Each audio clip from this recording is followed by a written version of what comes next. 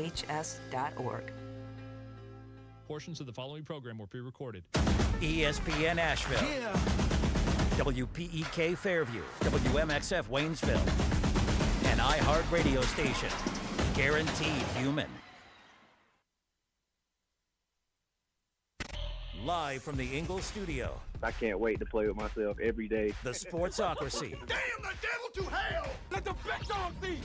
Let them on the field! Come get you some of this. Fire them cannons! By golly, put more powder in those things. He couldn't take any more disappointment. Oh my God, the Jets killed him.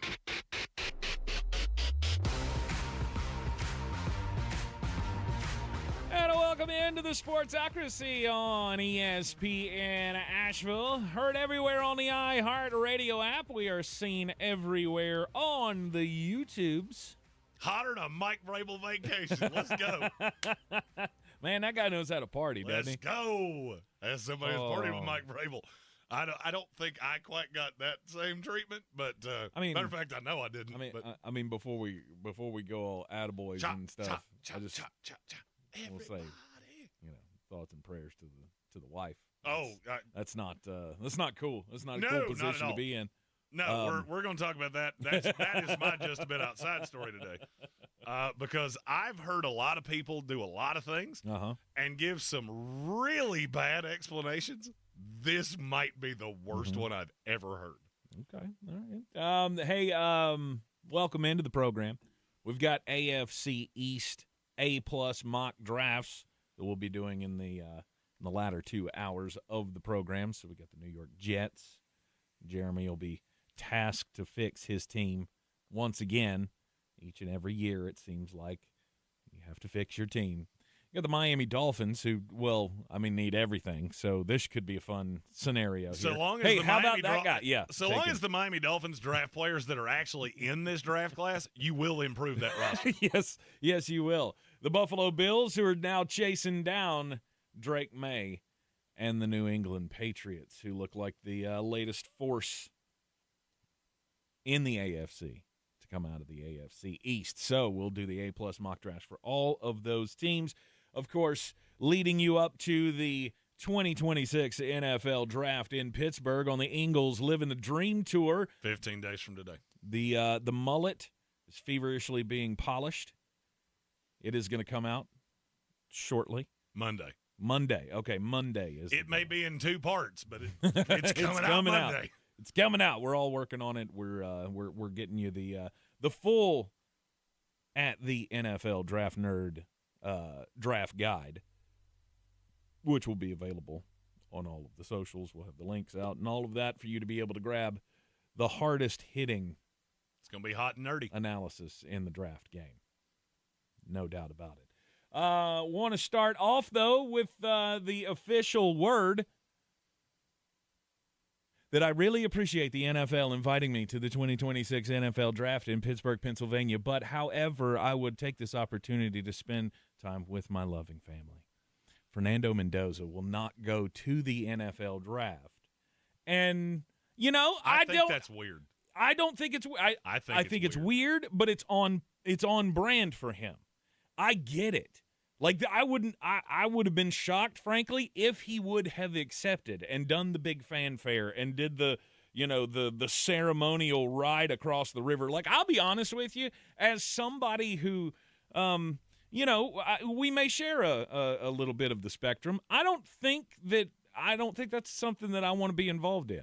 I don't know that I want, I really would have thought if I was an NFL prospect and I heard that was the plan, to shepherd you across the river and all kind of Olympics opening ceremony style. I'm good. I don't need any of that. It just feels weird. You can put me in an awkward position. There's a chance that I could fall off the boat and make a fool out of myself. Maybe I'll just stay at home with mom and dad. Do you know how many number 1 overall picks in the last 10 years have not been at the draft? I didn't realize it was as many as it was. No, I do not. Trevor Lawrence obviously was the COVID year. Okay. So we did the remote draft, which, by the way, NFL, please never do that again. Well, of course they won't. That led to us doing one with we had a drunk guy on the couch.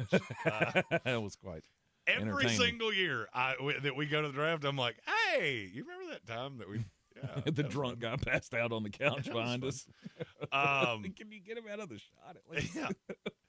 You ever go back and watch that video and just go, we've come quite a ways. We may have technical issues. I have not. I should do that at some point. Shooting that off of Zach Hurst's laptop will forever be that will be our Joe Rogan in his own garage, shooting one with a green screen in the background. Right. So Trevor was not there. Okay. Trayvon Walker was not there in 2022. And nobody cared. Yeah, nobody cared because they were like, hey, why'd you take him over Ray Hutchinson? He didn't attend because he was afraid people would boo and go, why did you just do that? I mean, he's been fine. Most hated number 1 draft pick I can remember. I think there's one. Well, Baker. There it is. Baker. Because he wasn't there either. Yeah. He was not there either in 2018, and Myles Garrett wasn't there in 2017. I was too busy laughing and peeing myself to care to see if he was at the draft. Like, I don't remember. I kind of blacked out at that moment. I have a vivid memory of that draft being at Adam Harris's house. And as soon as because I could not believe the words were about to be spoken, I said leading up to that draft, if this is the pick, it's going to be a disaster. I remember that because the Jets had the number 3 pick because they had 3 quarterbacks that they really liked, and I walked away from it going, as long as it's not Josh Rosen or Baker Mayfield, I don't care. Yeah. Okay. Who else? Myles Garrett was also not there in 2017. Okay. Very unmemorable. I don't understand why you wouldn't. I mean, this is your night. Why would you not show up? And, I mean, I get wanting to celebrate it with family. Do you realize the red carpet? I mean, this is our 3rd. Mm-hmm. I know where they put you guys. I know where they're putting you guys this year. I've seen the whole diagram. You're going to be just fine, and you will be king for a day. Why would you not want to go? But if I don't care about that. But if I'm a little different. You want me to answer that? I can't physically understand not wanting to do that. Yeah. My personality is so different from Fernando Mendoza. Right. I cannot wrap my brain around somebody not wanting the pomp and circumstance. Yeah. And see, that's exactly why I think this guy's different. I think there's something different about him that we will look back on him and go, he was as robotic, as able as anybody in the game to just close out the noise and focus on the task at hand and be a really good cerebral quarterback in this league. Because that's how he played at Indiana. And I get it. I understand not wanting to be a part of I would rather be in a comfortable environment with the people who care about me rather than going through the glitz and the glamour of all of that. Because I know I'm only going to get to enjoy that moment because I got to immediately get on a plane and go to Las Vegas. Right? Because that's how that goes. Mm-hmm. So yeah, but why would you not enjoy that why moment. Would you not want to be in Pittsburgh for the days leading up? I mean, it's a spectacle. As the greatest number one draft pick surprise of all time told us, Gramps can't make that trip. You know who I'm talking about. Draft day.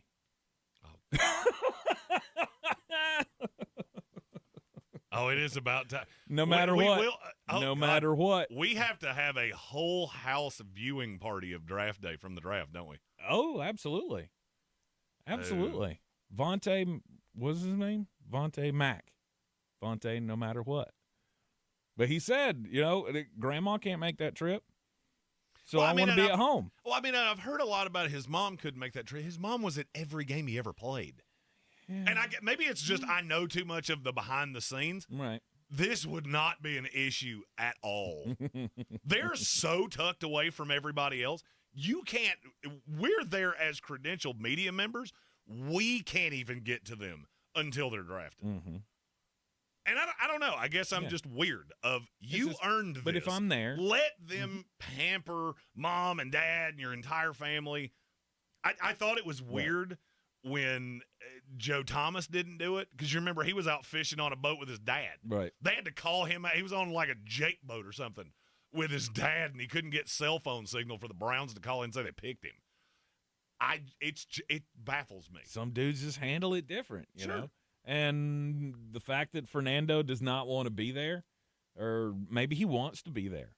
Maybe he just feels like this is the place that he needs to be. And maybe like I said, maybe it's for a sick relative or somebody, or just to enjoy that moment, because you're not going to get another free moment with your family for a long, long time. Because once you become number one draft pick, then it's bam off on the jet to Las Vegas, and who knows what's going to happen in Las Vegas. Who knows when the next time you're going to be able to take time off is. Does it bother you? It doesn't bother me at all. In fact, as the Las Vegas Raiders, it makes me feel more confident in my guy. God, I couldn't disagree with you more on that. Because he's not going to New York. Mm-hmm. You can get kind of lost in New York. You can get lost in L.A. because there's other cool people to see. Sure. In Vegas, I get it. It's a glitz and glamour town, but how many people actually reside there? Like day-to-day life. It's Celine Dion, Wayne Newton, and Fernando Mendoza. Right. And on your first chance to be the guy out in front of everybody, you go, no, I would rather spend it at home with my mom.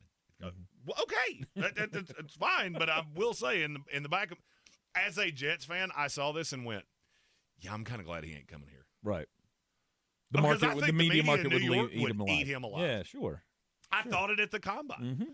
I mean, you remember he walked right by me. He had the whole entourage of interviewers with him, putting him up on podiums, and he just looked so uncomfortable.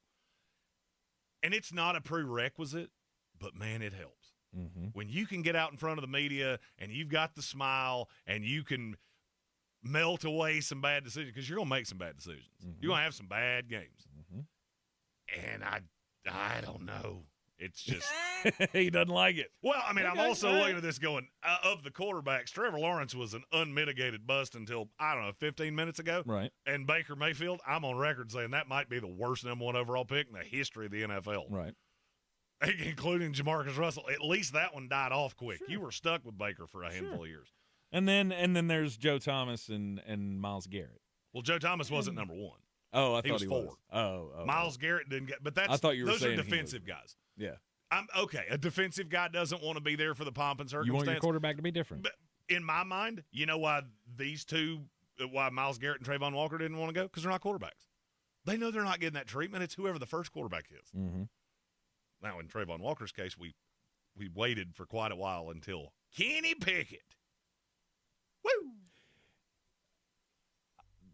To me, there is a possibility here of this not going well, and this being another example of, oh my God, we should have thought when he skipped the draft that he couldn't handle the pressure, that he couldn't whatever. Whatever the excuse is going to be for him not having a good NFL career. Well, and Idleman said, Trevor didn't attend the draft, which is what we were talking about. Right. But Trevor's in Jacksonville. Fernando Mendoza's going to Vegas. Mm-hmm. There's just different things asked when you're because fact or fiction, he is the face of Las Vegas the minute they say his name. Is he? Who you putting over him? David Blaine? I mean, I don't know. The two with the Tigers, they're not doing shows anymore. I cannot remember their name. I don't know. It's so noisy in Vegas that I don't know. It's not as noisy as you think. That is one of the biggest misconceptions because people are there for 3 days. Mm-hmm. The people that actually live there, nobody stays there. Even the ones that have residencies, you don't see them out in Vegas. Right. It gives me it gives me a little pause. Yeah. Also, and this is a weird thing for me to say, but I've been trying to find a reason to mention this. Have you watched the Death and Life of Lamar Odom on Netflix? No. Did you know that brothels are not legal in Las Vegas? They're legal in Nevada. They're not legal in Las Vegas. So you have to get like 90 miles outside of town. Yeah. I knew those places weren't in Las Vegas. I did not. Really? I did not know that. I just thought it was the Wild Wild West. And you get old Betty Fun Times coming up going, would you like a date this evening, mister? No. Nah. Out in a double-wide trailer out in the desert, just doing stuff.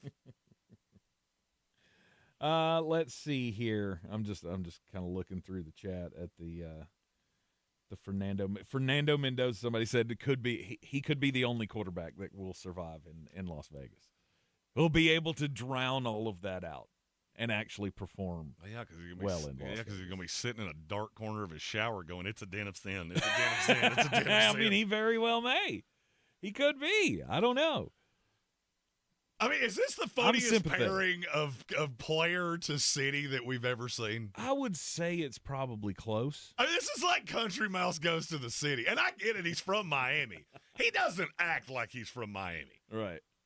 My wife and I vacationed in Miami. No, I know that city pretty well. Yeah, no, he acts like he's from Utah. And yeah.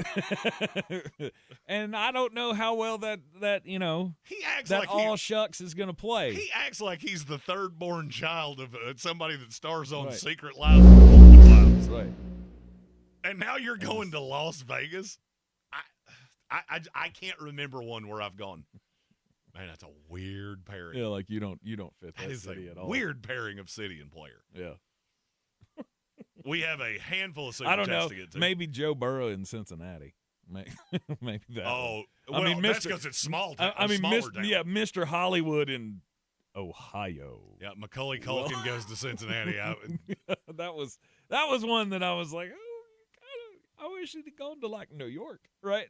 you want pretty blonde boy in New York. As a fan of a team in New York, agreed. Yeah. We have a couple super chats to get to. All right, let's hit them here. Red Sea, man, nothing's happening before the draft. Surely an NFL head coach wouldn't get caught cheating on his wife with a married. Wait. Wait. She was not, by the way. She was not a great big fat person. No. No. Diana Rossini's she is a nice person. I really like her. Excuse me. I got all choked up over that one. If you were going to cheat, and here's the thing, we don't know there's that. worse ways to do it. All we know is they were at a very romantic place that most people go to have romantic getaways with their loved ones, and they claimed they were hanging out with friends that no one else saw. Mm-hmm. That's all we know. Mm-hmm. Mm-hmm. We've got another. Gary Birch said Diana Rossini, when asked about her interview, Sal, said, I asked the hard questions, and I listened really well. There was another line in there that I can't say. I was pushing it with what I did say. Just keeps her ear to the ground, eh? And listens for the hooves. And then. And then we have a member chat from Colin, 46 months. Yeah. Let's go. One of the true OGs. He is one of the true OGs. Yes, sir. We are officially to you. the point of House of Reprehensibles members are coming up for re-election. There are no term limits. No. So you can keep it locked right here into your Draftmas station, the Sportsocracy, here on ESPN. Ash, we'll take a quick break. We'll be right back. This season isn't a reset, it's a reminder. The champions don't disappear. They reload, and the 2026 Atlanta Braves are ready. And Acuna swings a mighty bat. That thing is way out of the ballpark. Chopping toward another playoff run. Sale, Strider, and Schwellenbach. Acuna, Albies, Olsen, and Baldwin. The Mountain's home for Braves baseball is ESPN Asheville. Proudly brought to you by Parks Ford of Hendersonville. You'll use the radio in your car more than anything else. When buying a new car, make sure the AM/FM is simple, clear, and convenient. I'm Daniel Alarcon. I'm John Green, co-host of the podcast The Away End with my old friend Daniel. I remember the first time I took my oldest son to an actual live soccer game, and when you step out through the concourse and you can see the field, he did like that, like a sharp intake of breath, and he said, "This is so unusual for my eyes." Oh, I love that. Together, we'll find out why, of all the unimportant things, football, soccer, is the most important. Open your free iHeartRadio app, search The Away End with Daniel Alarcon and John Green, and listen now. News, weather, traffic. It boils down to the economy. Proud recipient of the 2025 Small Market Service to America Award. News Radio 570 WWNC, the voice of the mountains. If you can plan barbecues and weddings, you can plan to protect yourself from a natural disaster. Sign up for local alerts, prepare an emergency kit, and make a family communications plan. Get started at ready.gov/plan. Brought to you by FEMA and the Ad Council. This is J.W. Whitley, General Manager at Parks Ford of Hendersonville. Our value of commitment. Committed to you as our customers and the community that we serve. To do better, be better every day. That's the Parks Promise. Experience the Parks Promise today at parksfordhendersonville.com. Selling your home? Don't settle for average. Our real estate team at Clarissa Sells WNC and eXp Realty offers Zillow Showcase, an exclusive AI-powered listing experience available to just the top 10% of all listings in our area. With immersive media, cutting-edge design, and elevated marketing, Showcase listings, they go pending quicker and sell for up to $9,000 more than standard listings. Ready to stand out in a crowded market? Give our team a call today, 828-774-6343, because your home deserves the spotlight. I'm Coley Duffy. I'm Cody Ward. And we're the Chainsaw Brothers. Actually, we're cousins. A few days after Helene, we was in the driveway having a couple beers, waiting on the power to come back on. And we heard so many people calling, needing trees removed, and couldn't afford it. So I called my dad to borrow a chainsaw, and over the next few months, we cleared trees for our neighbors. Our business was born out of wanting to help Western North Carolina get back on our feet. We are fully insured and licensed. We keep our promises, meaning if we say we're going to be there, we'll be there. In these parts, we live how we were raised. When you call the Chainsaw Brothers, you're not a customer, you're family. We're good at what we do, and we do it for a reasonable cost. For all your chainsaw needs, call the Chainsaw Brothers. 828-316-1013. Or find us on Facebook. See how we treat our family.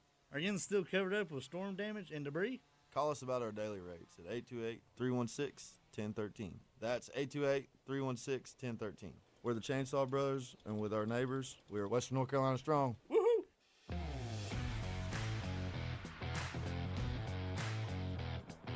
The Sportsocracy. You two are just dumber than a bag of hammers.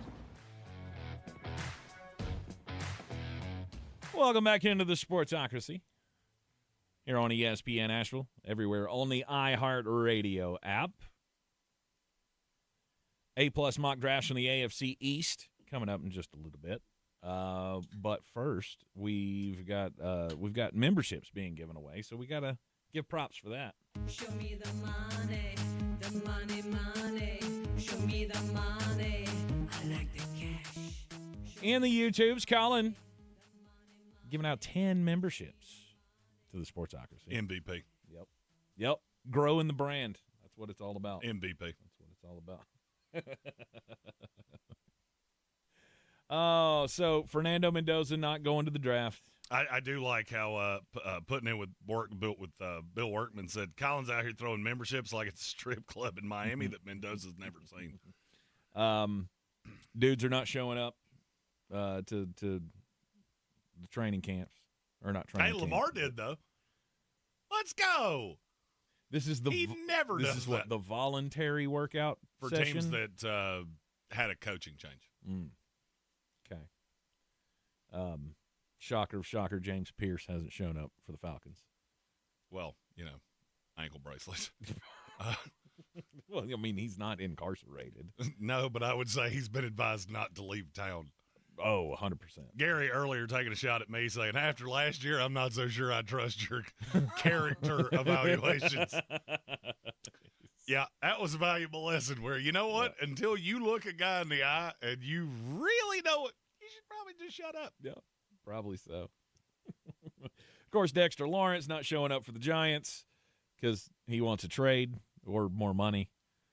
I think that's more of a money play than anything, but maybe not. Maybe he is done and he just wants to play for a contender. I still just maintain at this point, you've been with the Giants as long as he has, this has got to be the best you've ever felt. Mm-hmm. I mean, you're looking around in New York right now going, we got Isaiah Likely. We got a quarterback for the first time in forever. Probably going to add a running back so we don't have old Juggernaut over here as our only running back. I will say one of the most shocking parts of this draft season for me has been how many people don't think the New York Giants need Jeremiah Love. If I hear that one more time of how good their running back room is with Scatterbo, Tyrone Tracy, and Devin Singletary. It could be worse. It could be worse. Ooh. He's like, ooh, find me one. Other than the Jacksonville Jaguars, who we talked about yesterday. Yeah. Give me a worse running back room in the NFL.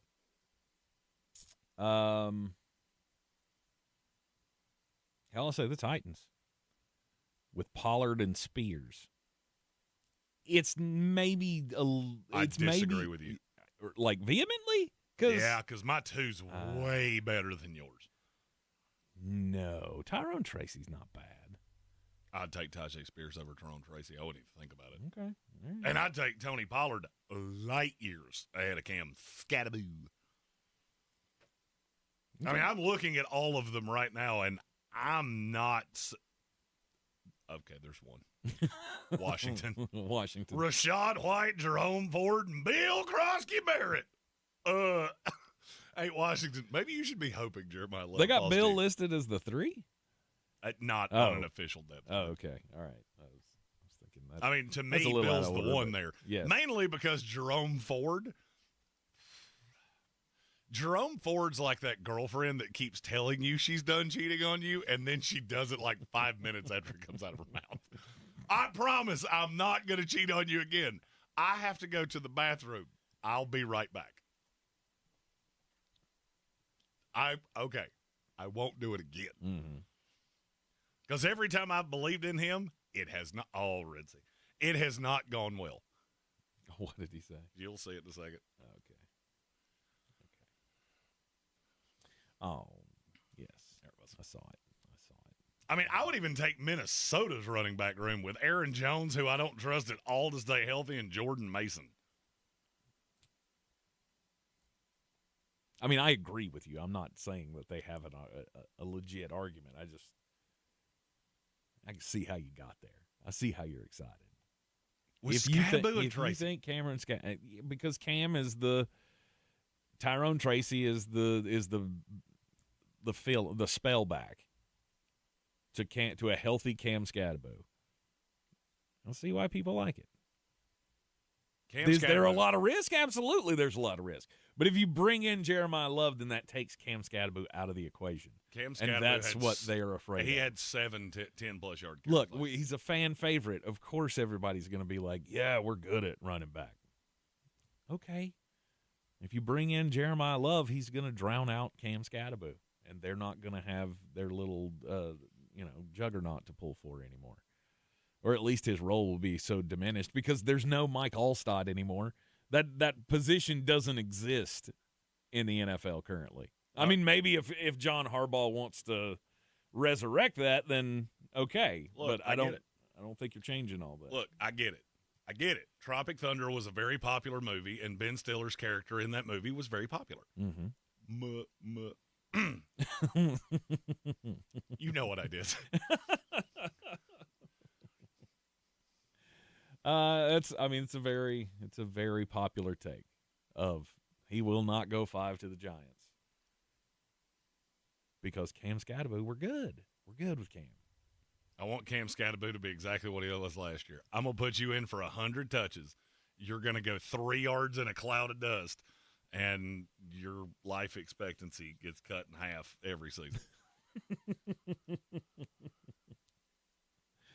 I agree. The smart thing would be not to rely on just that. I still don't think that's a completely atrocious running back room. It's in the bottom 5 of the league. I dare you to disagree. Shut up, okay? Shut up. Because I'm going to tell you, if you disagree with me, I'm calling it in. Challenge accepted. Get me to 5. I got high hopes. I can't say that. I mean, but for me, that's the funny thing about where we're at with this class. And Tank and I were talking about this before the show. I have to take the chat away because if I keep looking at it, I'm going to keep seeing comments like that, and I'm going to get distracted because it's just too damn funny. Tank's delayed. He doesn't see them until after I have. I don't remember what I was saying now. Great North Sports, you win the day. This draft is odd because I think we're so set in stone on what the top 10 is going to look like. And I'll be honest with you, I don't see anything changing. I really don't. I think we are where we are. Oh, God, we have a super chat. All right, super chat time. Oh, Lord. Red Sea. With the 31st pick in the NFL draft, Mike Vrabel selects Diana Rossini, reporter, married woman, with the commas. Our chat is enjoying this entirely too much. You know what? We got to take a break. We'll talk about it. We'll all get it out of our system. Yep. We could be done. We talk about the draft a little bit, then we'll get into some A-plus mock drafts. Because, look, here's the thing. If we don't do it, they're going to keep doing this. You're in the Sportsocracy, and this is ESPN Asheville. ESPN Asheville. Your mountain weather forecast. Absolutely stunning looking afternoon. A little touch of cooler air coming in, but still lots of blue sky with a few clouds around low 60s. Tonight, becoming cloudy for a period of time, mid-30s. Could be some patchy frost early Thursday, but for the most part, we'll get sunshine back upper 60s. Friday, sunshine upper 70s, and sunny over the weekend, close to 80. From the Weather Channel, I'm meteorologist Ray Staging. This report is sponsored by Mothers Against Drunk Driving. For victims of drunk and drug driving, our grief is unique. But you are not alone. You always have a place at MAD. Call our 24-hour victim helpline at 877-MAD-HELP or visit mad.org. North Carolina faces more than 4,500 wildfires annually, with nearly all of them caused by backyard burning and campfires. We need your help. Keep a water source, shovel, rake, and phone nearby. More tips at preventwildfirenc.org. Wait, everything on this IHOP value menu is just $6? I told you it was amazing. A huge plate of pancakes, bacon, and eggs is just $6. Wow. There's also French toast, a ham and cheese omelet, and oh, they got a BLT and fries now. Okay, we're coming here every day. You don't have to tell me twice. Feast for just $6 with the IHOP value menu. $7 in some locations, available every day for a limited time at participating restaurants in the U.S. Hours may vary. No substitutions. Not valid with other discounts or promotions. Prices may vary. Gather around the draftmas tree, cue the carols, and join the jolliest bunch of draft holes on their way to the Berg, counting down to the 2026 NFL Draft. The Sportsocracy, weekdays at noon on ESPN Asheville. That red talkback mic on the free iHeart app could win you something amazing. The iHeart Awards in LA. Plus, it's the fastest way to get your voice on your favorite station. Thanks, guys. Love you. I love you guys. Have a good day. Try the talkback mic now. Just open the free iHeartRadio app. Most people out here think that taking care of one another is important. And most people would step up for a neighbor going through a tough time. Most people around here help out friends and family when they need it. But the funny thing is, most of us won't look for help when we need it. Talk to someone if you're struggling with mental health. Because most people out here really care. Find more information at loveyourmindtoday.org. That's loveyourmindtoday.org. Brought to you by the Huntsman Mental Health Institute and the Ad Council. I'm Naheem Hines. I support the Muscular Dystrophy Association because they help my mom and kids like Ethan. Thanks to the Muscular Dystrophy Association and people like you, I have more hope than ever before. Join us and learn more at mda.org today. You might not know this, but at the Ingalls Bakery, we actually bake things. Like crusty breads, delicious apple fritters, cakes for any occasion. And did we mention the cookies?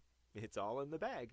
Ingalls. Low prices. Love the savings. Clarissa sells WNC as the #1 team in Buncombe County. We have the customer service experience to assist you in achieving your real estate goals. Our team offers something that 90% of listings in our market won't have, Zillow Showcase. Check us out at clarissasellswnc.com. Do better, be better every day. That's the Parks Promise. Our mission, to improve lives with every interaction. This is JW, General Manager at Parks Ford Hendersonville. Experience the Parks Promise today at parksfordhendersonville.com. That's parksfordhendersonville.com.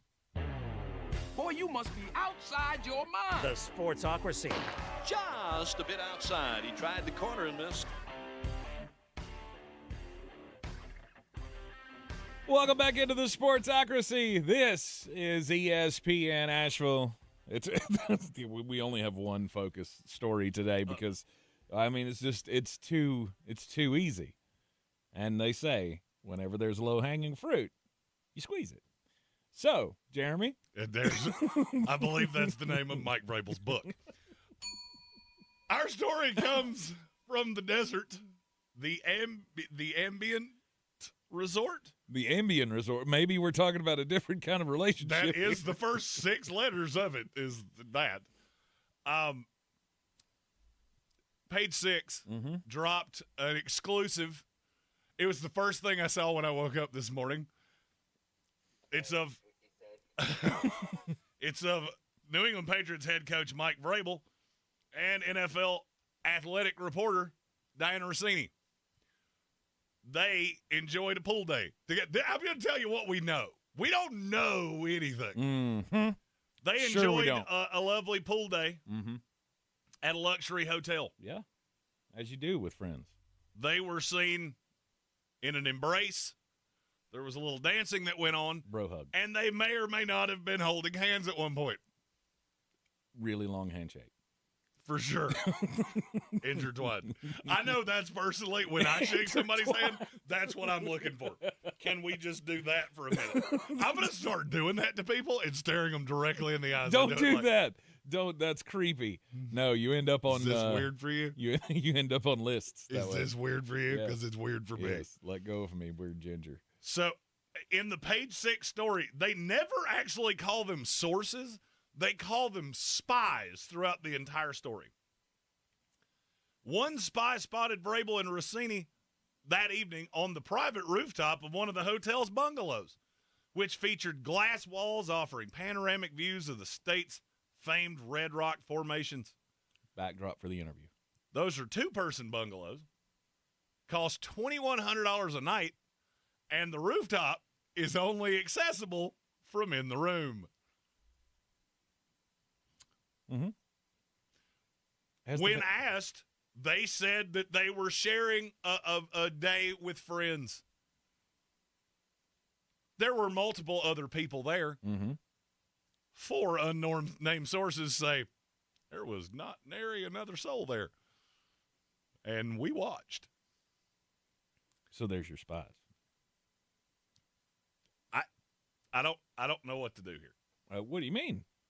Just 2 consenting adults committing a cardinal sin. What's wrong with that? We don't know that. That's we do. Mr. Spencer's views do not reflect those of the Sportsocracy or Green Spencer. Everybody, I mean, come on. There's no doubt what's going on here. None of this makes sense any other way. I mean, what are we calling this? Oh, goodness. I mean, Touchgate is that's the. And there were spies involved, so Spygate 2 could.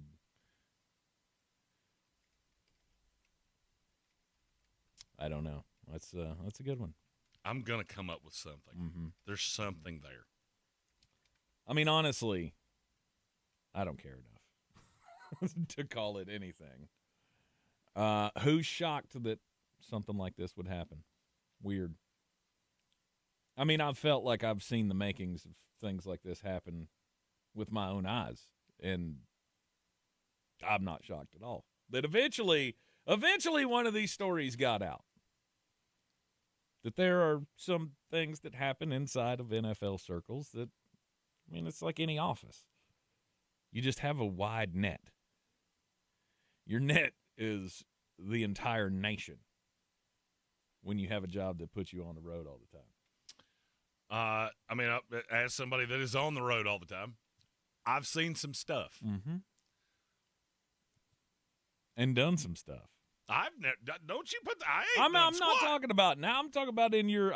We've all heard stories of your days, of your single days traveling on the road. I thought you were. I wasn't talking about this job. This job, you're pretty much just limited to the southeast corridor, and your wife goes on half of our trips. Yeah, and there's my no wife's a question. Smoke show too. There's no chicanery happening with me at this point. There's no assertions of that either. either. 20s? Oh yeah. I mean, that's what I'm saying. You know those weird lawyer commercials that you see? Did you stay in a Holiday Inn that had spackled over walls? You may have mesothelioma. they could have one of those commercials from it. Did you meet this man at a hotel bar in the 2010s? We want to represent you because he was gross.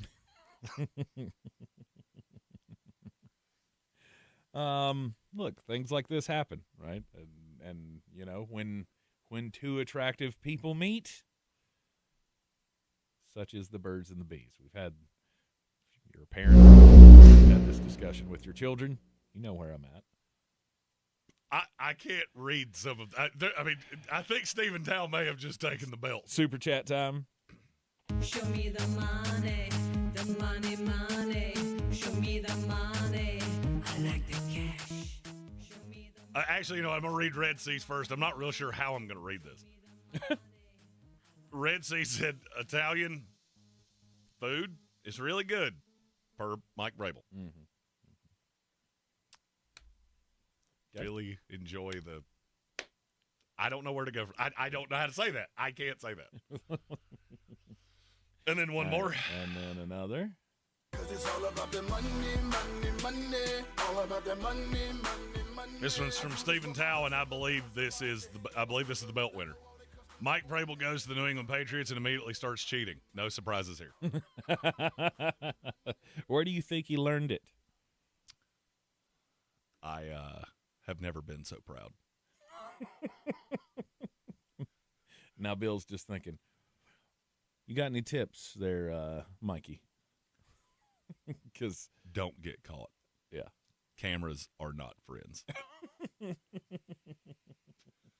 Then talking about actual football, we have a gigantic super chat that deserves much of our time. Money from the money tree. Fall on me. It's from Colin, gifting memberships and a gigantic super chat. Said the Rams could go undefeated, both sides of the ball. Scary. The Eagles are not the top team anymore, with AJ going to be traded soon. And I don't trust Devontae Smith as number one wide receiver with number one coverage. The Lions are showing cracks over the last 2 years. I think it's a good point. Is there a team in the NFC that you look at and go, as we're sitting right now, 4 months away, is a legitimate threat to the Los Angeles Rams? Oh, the Seattle Seahawks. Disagree. Do you realize how much they lost? How much? That team got thinned out. That fat dude on Mike and Molly didn't thin out that much. Billy Gardell did not thin out that much. What did they lose? You lost Kobe Bryant, who was one of your players in the back half. You lost Boye Mafe. You lost Reek Woolen. You lost Kenneth Walker. Oh, by the way, running back rooms that are worse than New York Giants. Found one, Seattle Seahawks. Zach Charbonnet and me. Sweet. I mean, look, I still think Seattle's a good team. But if you're looking Jimmy's and Joe's 1-53, the LA Rams will kick your skull in. They were close to you last year. You lost nothing. You added pieces with Trent McDuffie, the other corner whose name I'm for some reason forgetting. The other one from the Chiefs. Yeah. It'll come to me eventually. Yeah, I think the Rams are a full head ahead of the Seattle Seahawks. And I think Philadelphia is a head behind Seattle. Because I'm not sure I don't agree with you that Seattle's 2, and I laughed the minute it came out of your mouth. I look around the NFC right now and go, this is the Rams to lose. And there's nothing any of you can do about it. Is there a move one NFC team could make where you go, yep, you're on par with the Rams right now? Do you realize how good this team actually is? Jared Verse, top what pass rusher in the league? 3? 3, 4. Front's evil with Turner, Fiske, and Poona Ford. You got Byron Young on the other side. I like the linebackers a lot. And now the secondary, which Jalen Watson, that's his name. Good Lord have mercy, it was driving me crazy. You got him and Trent McDuffie. Name me a receiving corps that you think challenges that. I always liked Kitchens and Curl anyway. Then you get to the offense and go, oh, yeah, you got to figure out how to defend Devontae Adams and, Puka Nacua if he can stop doing stupid things. Yeah, he'll be fine. Oh, and I forgot to mention, rehab, you have the 13th pick in this draft, too, which I almost promise you is a wide receiver. And it may be Makai Lemon. Could be. Could be Kenyon Sadiq. God help us all if it is. Because how do you defend it? Mm-hmm. So long as Matthew Stafford stays upright, how do you deal with that team? They were the hardest team in the NFL to figure out what exactly do you need. There's just not much there that this team actually needs. And you have a pick that would allow you to get a high-end player in this class, and this team has drafted insanely well anyway. Mm-hmm. I'm not high on Philadelphia in any way. Are you? I mean, as high as you should be. As long as you've got Jalen Hurts, I just don't care. I mean, they're a top 3 team in the league. You can't – I don't think you can deny that. I don't think they're a top 3 team in the league. I don't think they're a top 3 team in the NFC, if I'm being 100% honest. That's what I was talking about in the conference. Because I would take Detroit over them right now because I think Detroit's going to fix a lot of their issues. Penei Sewell slides over to the left side. They draft a right tackle. The offensive line's pretty much back to where it started. Jared Goff's got 2 high-end weapons, and you've still got Jahmyr Gibbs. Defense, it'll get better as time goes on because it's so young. Sure. There's a hope there. Seattle's reigning Super Bowl champions with a high-end quarterback. Mm-hmm. You need to find a running back. That's one of the easiest positions in the league to find a piece at. If you don't find one in the draft, trust me, there's one out there that you can make a deal for if you need to. Mm-hmm. So the only way Detroit is better is if you hope their defense gets better. I mean, look, I said this a year ago. And that's why. And that's why I can't put Detroit ahead of them because they haven't been better than them. How far ahead of Jalen Hurts is Jared Goff? A little bit. Not a little bit? Yeah. We were just talking about quarterback tiers yesterday. Jared Goff's name never came up, not once. Jared Goff didn't apply to what I was referring to. Jared Goff's a top 10 quarterback in this league. Jalen Hurts is not anywhere near that. Jalen Hurts may not be a top 10 quarterback in the NFC. Okay, that was hyperbole. Right. Yeah. I may have gone too far there. Yes. I'm sorry. You did. All right, I take Jared Goff over Jalen Hurts all day long and twice on Sunday. Sure. But if I have to take a quarterback, I'm taking Jalen Hurts next. I mean, it's not that big of a difference. It's 8 spots for me. Legit. Wow. Yeah. No. Jalen Hurts is just somebody you have to manufacture the entire offense around, and I don't know how Philadelphia figures all these things out. And I'll be honest with you, if you had a coach that wasn't Nick Sirianni, I might think you had a shot of figuring that out. Mm-hmm. But I don't. I mean, they figured it out once. And then they changed coaches. When Jalen Hurts had to literally be alive. That was all he had to do. That's all he's got to do now. You're not without A.J. Brown, you don't. Well, if you're telling me it's Hollywood Brown and Devontae Smith, take luck. I've seen that Hollywood Brown thing enough times. How many teams have to try that before everybody goes, oh, he's just a 4? Give me the percentage chances A.J. Brown's moved at the draft. At the draft, 50-50. Before September, was it September 11th? I think that's the date of the first game. It's either September 9th or 11th. It's on one side of 10. Something like that, yeah. Before that day, 85%. There comes a time. Then you have to take. Then you're going to know they're covering that up, right? Like if they take a wide receiver first, you're going to know. I don't think because you have to. I don't think you even need to see that. There comes a time where these things have gone on so long, there has to be smoke there. They don't keep coming up. And I get it. We're desperate for content right now because this is a pretty boring draft class. Mm-hmm. For the draft nerds like us, we love it. For the average fan, who's the second quarterback? Ty Simpson, pass. Gross. Who's the second running back? Mike Washington Jr. from Arkansas, pass. We love it. Mm-hmm. We're desperate for stories right now. Every media entity in the country, we're all in the same boat. Mm-hmm. The A.J. Brown thing, it would have stayed a story. It has become the headline at least once a week, every week for a month and a half. Mm-hmm. There's a reason for that. Because somebody back behind closed doors is going, this thing ain't dead yet. It's not dead. It's not been dead. All we need is one team to come off that first-round pick next year, and this is over. Because he doesn't want to be here, and they don't want him here. Mm-hmm. And then you go down you get to the Bears fast. I'm not sure I would take the Bears over the Eagles right now. Ooh. You say that way. I can't do that. I like Caleb Williams as much, if not better, than Jalen Hurts. Well, they were better than them last year. Who got further? Yeah. Oh, that's what right. You said that in a funny way. I thought you were taking a shot at the Bears. No. I don't know. I still think Philadelphia is up there. LA's the top. And it's by a good margin. I'd say LA's the top, Seattle's 2. I'd probably go Detroit 3. We had that story last year, though, I felt like.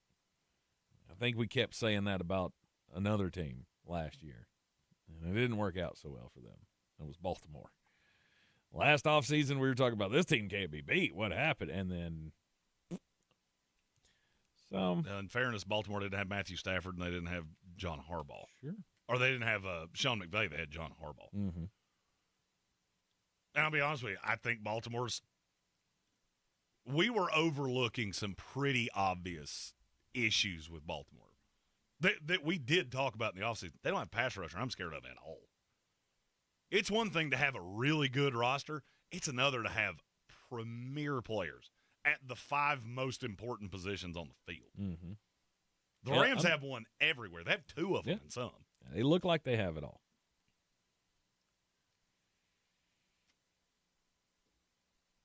But it's still going to be a great race. Because I don't think it's as far going a conclusion as you think. I think the Rams are on a collision course with Matthew Stafford rides off into the sunset. Elway style. Mm-hmm. Yeah. I mean, I think that's going to be the narrative of the offseason. Because the Rams will, and source, trust me, the Rams are going to do something at this draft that you go, holy God, how did they wind up with him? Don't quite know what that is. Okay. Heard a lot of stuff. All right. So they're making moves, is what you're saying. I won't be shocked if they don't pick at 13. Let's put it that way. Interesting. And what could that be? That's now the question in my head. What's the piece that breaks it? That breaks the code? Or do they have to make this move to go up and get Monroe Freeling because somebody's going to do it at a ridiculous place? I saw him at 3. I've heard that. And I'm telling you, don't do that. I've heard that numerous times. I mean, that may make me one of the biggest turncoat Georgia guys ever, but that does not make sense in my head. It doesn't make sense in my head either. Okay, I just want to make sure that I'm not the only one out on this. Freeling in the 20s. That's where I'm at. Like, he could be a solid player, but you're talking about prime, number 3, number 6. I have Monroe in the 20s, and I had to get cute with the projection. Mm-hmm. And when I say cute, I mean I had to look at his upside way harder than I look at anybody else. I don't see top 10 pick there at all. We have a handful of Super Chats to get to before the end of the hour. All right.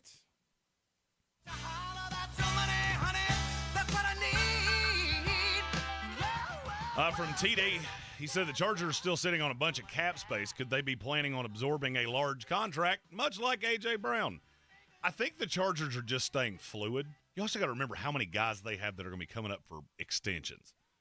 I never take that much cap space into tremendous account because you can push it forward. And they've got a bunch of young guys that are either getting ready to hit new contracts or they surge next year. I don't think that's as – they could look to make a move. I don't think it would be A.J. Brown. Mm-hmm. But –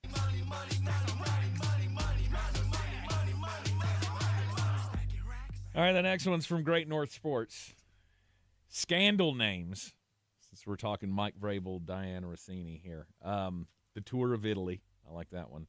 Leaning Tower of Ambien Spa. That's not bad. That one's solid. I like the next one a lot. Shrimp Scampi Scandalini.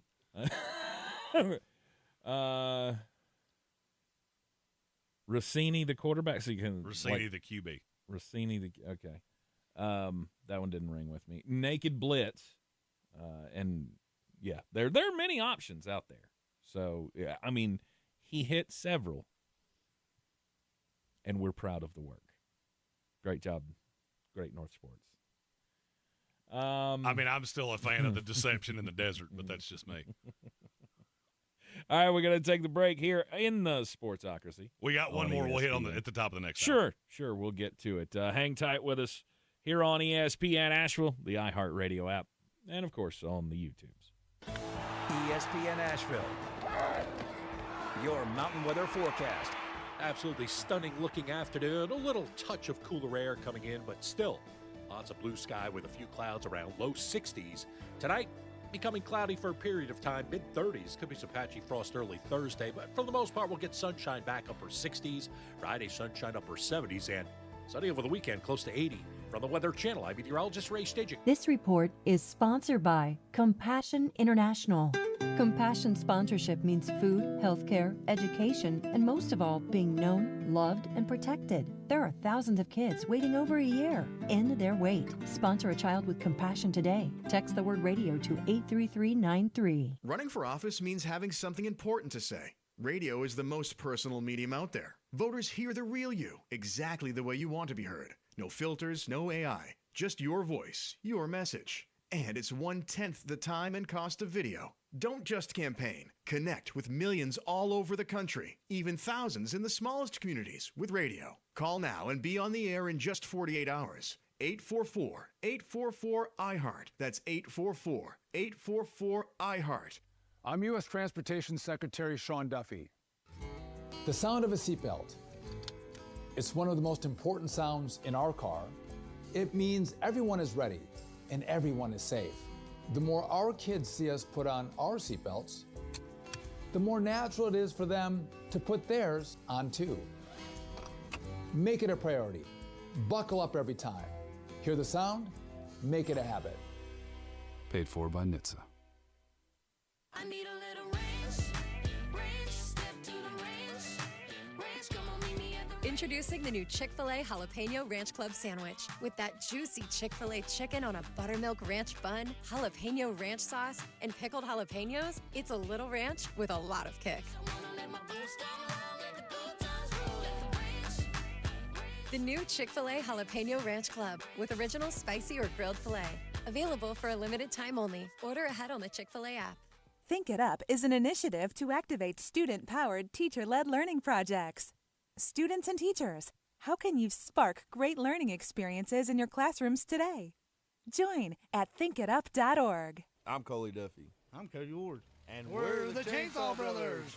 Actually, we're cousins. A few days after Helene, we was in the driveway having a couple beers, waiting on the power to come back on. And we heard so many people calling, needing trees removed, and couldn't afford it. So I called my dad to borrow a chainsaw, and over the next few months, we cleared trees for our neighbors. Our business was born out of wanting to help Western North Carolina get back on our feet. We are fully insured and licensed. We keep our promises, meaning if we say we're going to be there, we'll be there. In these parts, we live how we were raised. When you call the Chainsaw Brothers, you're not a customer, you're family. We're good at what we do, and we do it for a reasonable cost. For all your chainsaw needs, call the Chainsaw Brothers. 828-316-1013. Or find us on Facebook. See how we treat our family. Are you still covered up with storm damage and debris? Call us about our daily rates at 828-316-1013. That's 828-316-1013. We're the Chainsaw Brothers, and with our neighbors, we're Western North Carolina strong. 92.9 on the FM dial is your new home for 570 WWNC. Balanced budget, no deficit spending, not getting us involved in any wars, no sort of philanderings or anything like that. Sounds like the most boring president ever. It's the same station, it's the same news, it's the same people. Wouldn't it be great? It'd be wonderful. Oh. It just sounds better. Frequency modulation, news in stereo. Now on 92.9 FM. Good morning, guys. I just want to warn you, traffic is tough out there. We are here for you to tell you how to keep safe. Everybody who is listening needs to take cover as soon as they can. To provide the music, talk, and sports you love. And to deliver the news that matters to you. We are the voices you can trust. We are live and local. We are America's broadcasters. Text radio to 52886 and tell Congress you depend on your local radio stations. Message and data rates may apply. You may receive up to 4 messages a month, and you may text STOP to STOP. This message furnished by the National Association of Broadcasters. At Ingalls, we know that fresh means local. The best ingredients don't come from a world away. They come from your own backyard. From the farms we support, to the stores we love, to the tables you treasure. Ingalls, we're with you every step of the way. Clarissa sells WNC as the #1 team in Buncombe County. We have the customer service experience to assist you in achieving your real estate goals. Our team offers something that 90% of listings in our market won't have: Zillow Showcase. Check us out at clarissasellswnc.com. This is J.W. Whitley, General Manager at Parks Ford of Hendersonville. Our value of urgency, timely, responsive, focused, prioritizing you as our customer and the community that we serve to do better, be better every day. That's the Parks Promise. Experience the Parks Promise today at parksfordhendersonville.com. More surprised than I was to learn I was living with a rare heart condition. So listen to your heart. I'm here today because I did. Learn more at helpheart.org. ESPN Asheville. Yeah. WPEK Fairview. WMXF Waynesville. An iHeart radio station. Guaranteed human. The Sportsocracy. It fires me up, man. I love it. Say it one more time. The Sportsocracy. Shake it back! Beer City's best sports talk. It is gross. Just earlier. They are mature, actually. You just have to get to know them better. Your lunchtime dose of dumbassery. Live from the Ingalls studio. I don't know why you're laughing. This is not a time to make jokes. These kinds of actions just, they make me want to gag.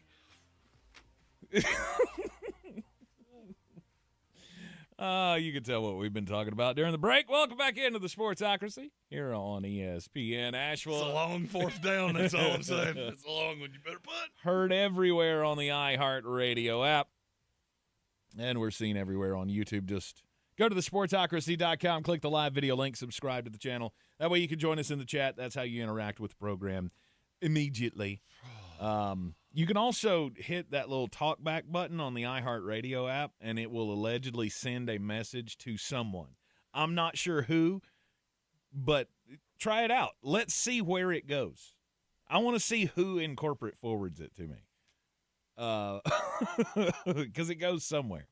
It is. We're going to get 8 emails 9 weeks from now that don't make any sense in July. Not at all. It's going to be hilarious, though, when someone calls in as Fernando Mendoza trying to explain why his friend Diana Rossini was just on an innocent little getaway with her good friend Mike Vrabel.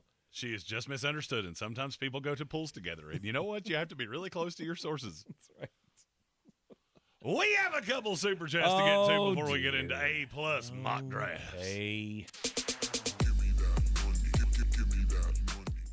First one from Raw Dog Sports, our buddy Mike, who will be with us at the 2026 NFL Draft.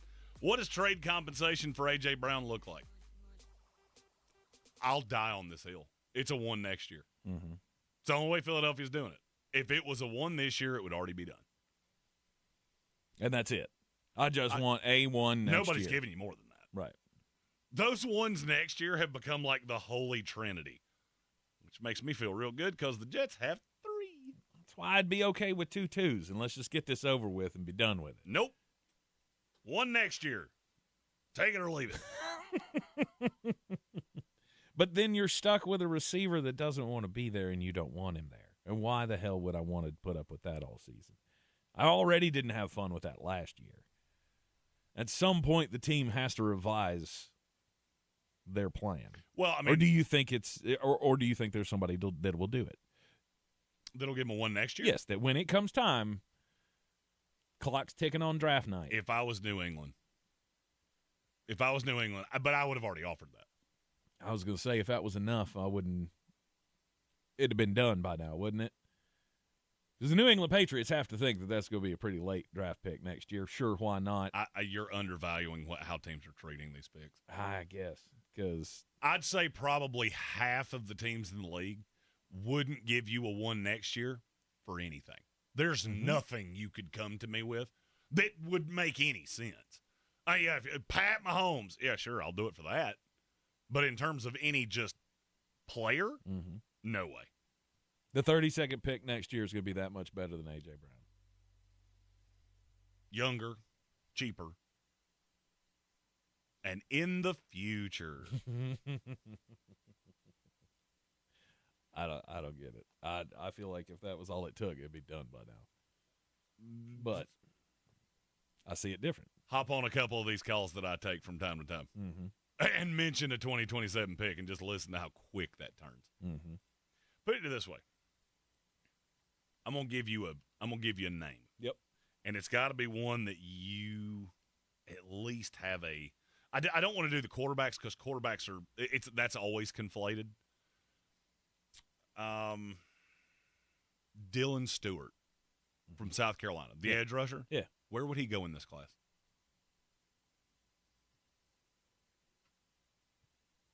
15. Higher? 2. Undeniably. Really? 2 wouldn't even be a debate. Okay. We would be talking about 2 right now the same way we talk about 1. The draft starts at 3. He might go at 15 next year. That's how much deeper next year's class is. It better be the best damn season of college football ever then. It should Because if be we got pretty good. 32 damn A.J. Browns out there, then this should be the best thing I've ever seen. I hate when you do this. You're making this way too – you're making this way too literal. No trades like that. I get 5 years of a guy cheap as dirt. Sure, yeah. I'm not saying he's better than A.J. Brown. Is he a better value than A.J. Brown? And you never know. That could be what he turns into at a third the price. Right. That's way more valuable because even though the cap keeps going up, everybody else's cap number's going up too. Alec Pierce just got $30 million. Mm-hmm. What do you think high-end guys are going to get this next round? $40 million. Everybody knows that. Mm-hmm. Philadelphia knows that. So I can trade him now, get a pick, or lose him in 2 years when I have to deal with that contract again. Yeah. Washington Commanders. That's a team right now. Is that what you want? You want a first-round pick next year? Done. You're in the same division, which not going to happen. And I mean, Washington's picking at 7. And do I think that's how next year's going to go? Not in any way. Exactly. But I'm not coming off that pick. Jordyn gets hurt again, we got a whole new set of problems. Yep. Okay. All right. That's why it was so funny that Cleveland put that thing out there of, yeah, let's talk about trading picks 5 years from now, because every team in the league went, we will vote that down if you put it out there. Because we don't even want a GM that's an idiot to wind up in our position where they could do that to us. We have one more super chat before we get into A-plus mock drafts. All right. So fresh, we ball, no stress, because we making that money. It's from Colin, who said, I'm adding to the Eagles thing from the above super chat. The Eagles have no real edge rusher on the team, unless you like someone on the team that I'm not seeing. I like Jalex Hunt. I like Nolan Smith. I don't think either one is super dynamic. I mean, if we list off the 20 best edge rushers in the league, neither one of those names are coming up anywhere around that conversation. No. I also think Philadelphia probably takes one in the first round. That's long been a landing spot to me for Cassius Howell. I would agree with that. Now, the irony is that Cassius Howell's closest player comp is Nolan Smith. Which is fine. Because I can have them. I got three. I can have those guys on the field every damn down. And I've got Jalen Carter and Jordan Davis in front of them. Mm-hmm. And I've got Zach Bond that I use a lot. I'm not telling you I hate Philadelphia. I hate their quarterback and I always have. Yeah. It's never backed off that. Oh, he won a Super Bowl. So Joe Flacco. I'd say the same thing I've said 1,000 times before. Yeah. I've also seen Jalen Hurts take the best roster in the NFL and crash it into the rocks twice, and we blame two separate offensive coordinators. Yeah. Go read that ESPN story and tell me you don't think Jalen Hurts had something to do with this. Get Brian Johnson on the line and see what he says about Jalen Hurts. I've never done it, but I've heard it third hand. Mm-hmm. That's weird. You've had three coordinators. One of them's liked Hurts. It's also the one that got something out of Daniel Jones. But that could just be a sign of good coaching, right? I know how I can use this piece to my advantage. Some coaches can do it. Some coaches can't. Is that on the quarterback or is that more on the hiring process? To me, there's a little bit of both. Sure. A little bit of both. That I can agree with. The only way I will say this is if you've ever met that guy who tells you every girl he dates is crazy, what is the first thing you think? Are they crazy or do you drive them crazy? Yeah, absolutely. Or maybe it's you. And there's a I don't hold him up on some pedestal. I don't think he's dog water. I don't think he's very good. Yes. And you were asking about A.J. Brown with that pick for next year. Jeremiah Smith, Cam Coleman, Nick Marsh. I'll leave it right there. How many receivers have you ever seen go in the first round of a draft? Those three would be the number one receiver in this class, and it wouldn't be close. Carnell Tate compared to those two or three? Okay, you do that. Do that. That's fine. He's a good player. He's not those three. Mm-hmm. Jeremiah Smith will be the highest-rated quarterback I have ever had. Wide receiver.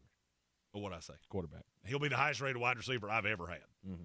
And I'll be honest with you, he could come out next year and have 12 catches for 14 yards, and it wouldn't change anything.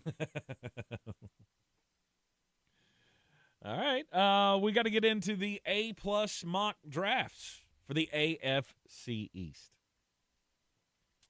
You want to break down how these work again for people that have not joined us over the last 2 days? Well, the A-plus mock drafts are powered by the PFF mock draft simulator. You'll be seeing that on the screen throughout the process on the YouTube, so you can follow along. I'll request that Jeremy leaves that up a little bit longer than he did yesterday because it helps out all of us to follow along what you're talking about and these players that you're talking about. Just a personal preference there. But we're going through each and every division, your best possible draft. The best possible combination of picks that you could have. And we will start at the top of the division. I mean, we start at the bottom. Well, I mean, we could do that. And my name's on the door. So. Okay. I mean, along with yours, but it's also my team. All right, so he wants to start with the Jets. Shockers. Thumb on the scale, the New York Football Jets. Hey, we couldn't do your team quickly for extenuating circumstances. And I wanted to do it way later than we did. The Tank wanted to do it. I wanted to do it like next Thursday. You took the words. I had to wait till the eve of the draft. Hey, now it's time for the A-plus mock draft for the Tampa Bay Buccaneers. Tank's a bit of a jackal sometimes. I do not respond to pressure very well. He doesn't like being told what to do. I have learned when he comes through this door, he's nothing but told what to do outside that door. He walks in here and goes, I am the captain now. I am the one with the buttons. Ginger Beard over there can say whatever he wants to, but I'm the one with the button. That's right. All right, so let's do the A-plus mock draft for your New York Football Jets here, Jeremy. So for me, the Jets have to come out of this. They got 4 very high picks. Mm-hmm. You got 4 in the top 44? 44. You got to come out of this with a linebacker because currently you have 2 that are NFL caliber and then a bunch of dudes. You need a wide receiver at some point. I would like another edge, a corner, and a quarterback. For me, quarterback's way lower than everything else because I'm looking to next year. Right. I got Geno Smith. I'm looking at either a massive project that could maybe play another position or somebody that could long-term be your backup. Right. That's not going to keep me from doing anything next year. All right, so the world is your oyster at number 2. I enjoy these because I can have anybody but Fernando. None of your needs except for Fernando are off of the board, and you just missed out. 1 pick. You're going to look back on that one day and go, man, we missed out on Trevor by 1 pick, and we missed out on Fernando by 1 pick. I'm going to go out on a limb and say I'm probably not going to do that because I think the Jets are probably going to have the 1st, 5th, and 12th pick in next year's draft, and I'll go, hey, you remember that year before everything got sweet? That was 2026. For me, it's a 2-horse race. Yeah. Number 2, it's either David Bailey, edge rusher out of Texas Tech, or Arvell Reese. Do you have a preference? Because I definitely do. I mean, there's something about David Bailey that I really, really like. I have David Bailey ahead of Arvell Reese in terms of my top 500 rankings. But as far as scheme fit with your Jets, I've heard you say numerous times you like Arvell Reese better. Because he can play linebacker. And yes, I understand that this flies in the face of everything I've said for 5 years. I get that. Honestly, what is the difference between David Bailey and Will McDonald. Not talent, archetype. Mm-hmm. They're the same guy. Unless you have two absolute dump trucks in the middle, you're going to get the ball run down your throat. And I don't like that. Okay. Because Bailey is a better pass rusher. Arvell Reese is a better all-around player. So for me, it's Arvell Reese. I'm not going to lie to you. It's really not all that close. You do have at least one dump truck. Yeah, Tavondre Sweat. So I only have to find one more dump truck. And I have several. Oh, have no fear. fear. I don't hate my plan. Have no fear. I'm going to try to find one of those before this is all said and done. Yes. I mean, there's not much that you can say against Arvell Reese. However, I like looking at this roster better if it has David Bailey instead of Joseph Asai on the depth chart. And you got Will McDonald and David Bailey bookends on the front. Because I don't no argument out of me. The only problem is that you just paid Joseph Asai and you just paid Kingsley Enikbare. You told me what you're going to do. They paid Kingsley? How much? I mean, they're both 1 year, like, prove-it deals. But Kingsley got, I want to say, $10 million. Wow. And Asai got more than that. They told you what they're going to do. There's not a linebacker on this team that's I like Demario Davis a lot, but he's 36 years old. Mm-hmm. I like Jamie and Sherwood to a point, but he's an off-ball. Yeah. Okay. You've got to have another off-ball linebacker. Arvell Reese makes too much sense. Yeah. All right, A+, number 2 pick, Arvell Reese out of Ohio State. And then you go to 16. Mm-hmm. You've already taken care of linebacker, so you don't have to mess with that anymore. If you go edge rusher, it's either Cassius Howell or Akeem Mesidor or Keldrick Falk. I'm good on all of that. Quarterback's Ty Simpson. You should get used to that because that's going to be the case for a whole mess of picks. Corner would be Jermod McCoy. Okay. I like Jermod McCoy. The Jets, for some reason, like Brandon Stevens, which I do not understand. If you gave me all day, I couldn't even try to begin to explain it to you. I don't think they're going to do that. I believe that second pick is a wide receiver. Do you disagree with me in any way? No, I do not. Would you prefer Makai Lemon? No. Or Jordyn Tyson? Jordyn Tyson. Tyson's falling, and I think there's something – when they did the deep dive at the Combine, I think they found something on that medical that they did not disclose at first. Right. Or another team's done it, or something has happened. When that hamstring kicked up again, and you were still recovering from this far down the line, I think teams went, Taking out my character red flag. I'm gonna put because I'll put this on record like Jeremy put James Pierce Jr. on record last year. Makai Lemon is a character red flag. Like I don't know how else to express that. And I think it would be a comical nightmare for you to draft Makai Lemon and send him to the Big Apple, which is why I think that is the only possible A+ mock draft pick at number 16. Is Makai Lemon. Because I think he's got the possibility to be a really interesting disaster in this league, much like Antonio Brown was. Now, remember, Antonio wasn't always crazy.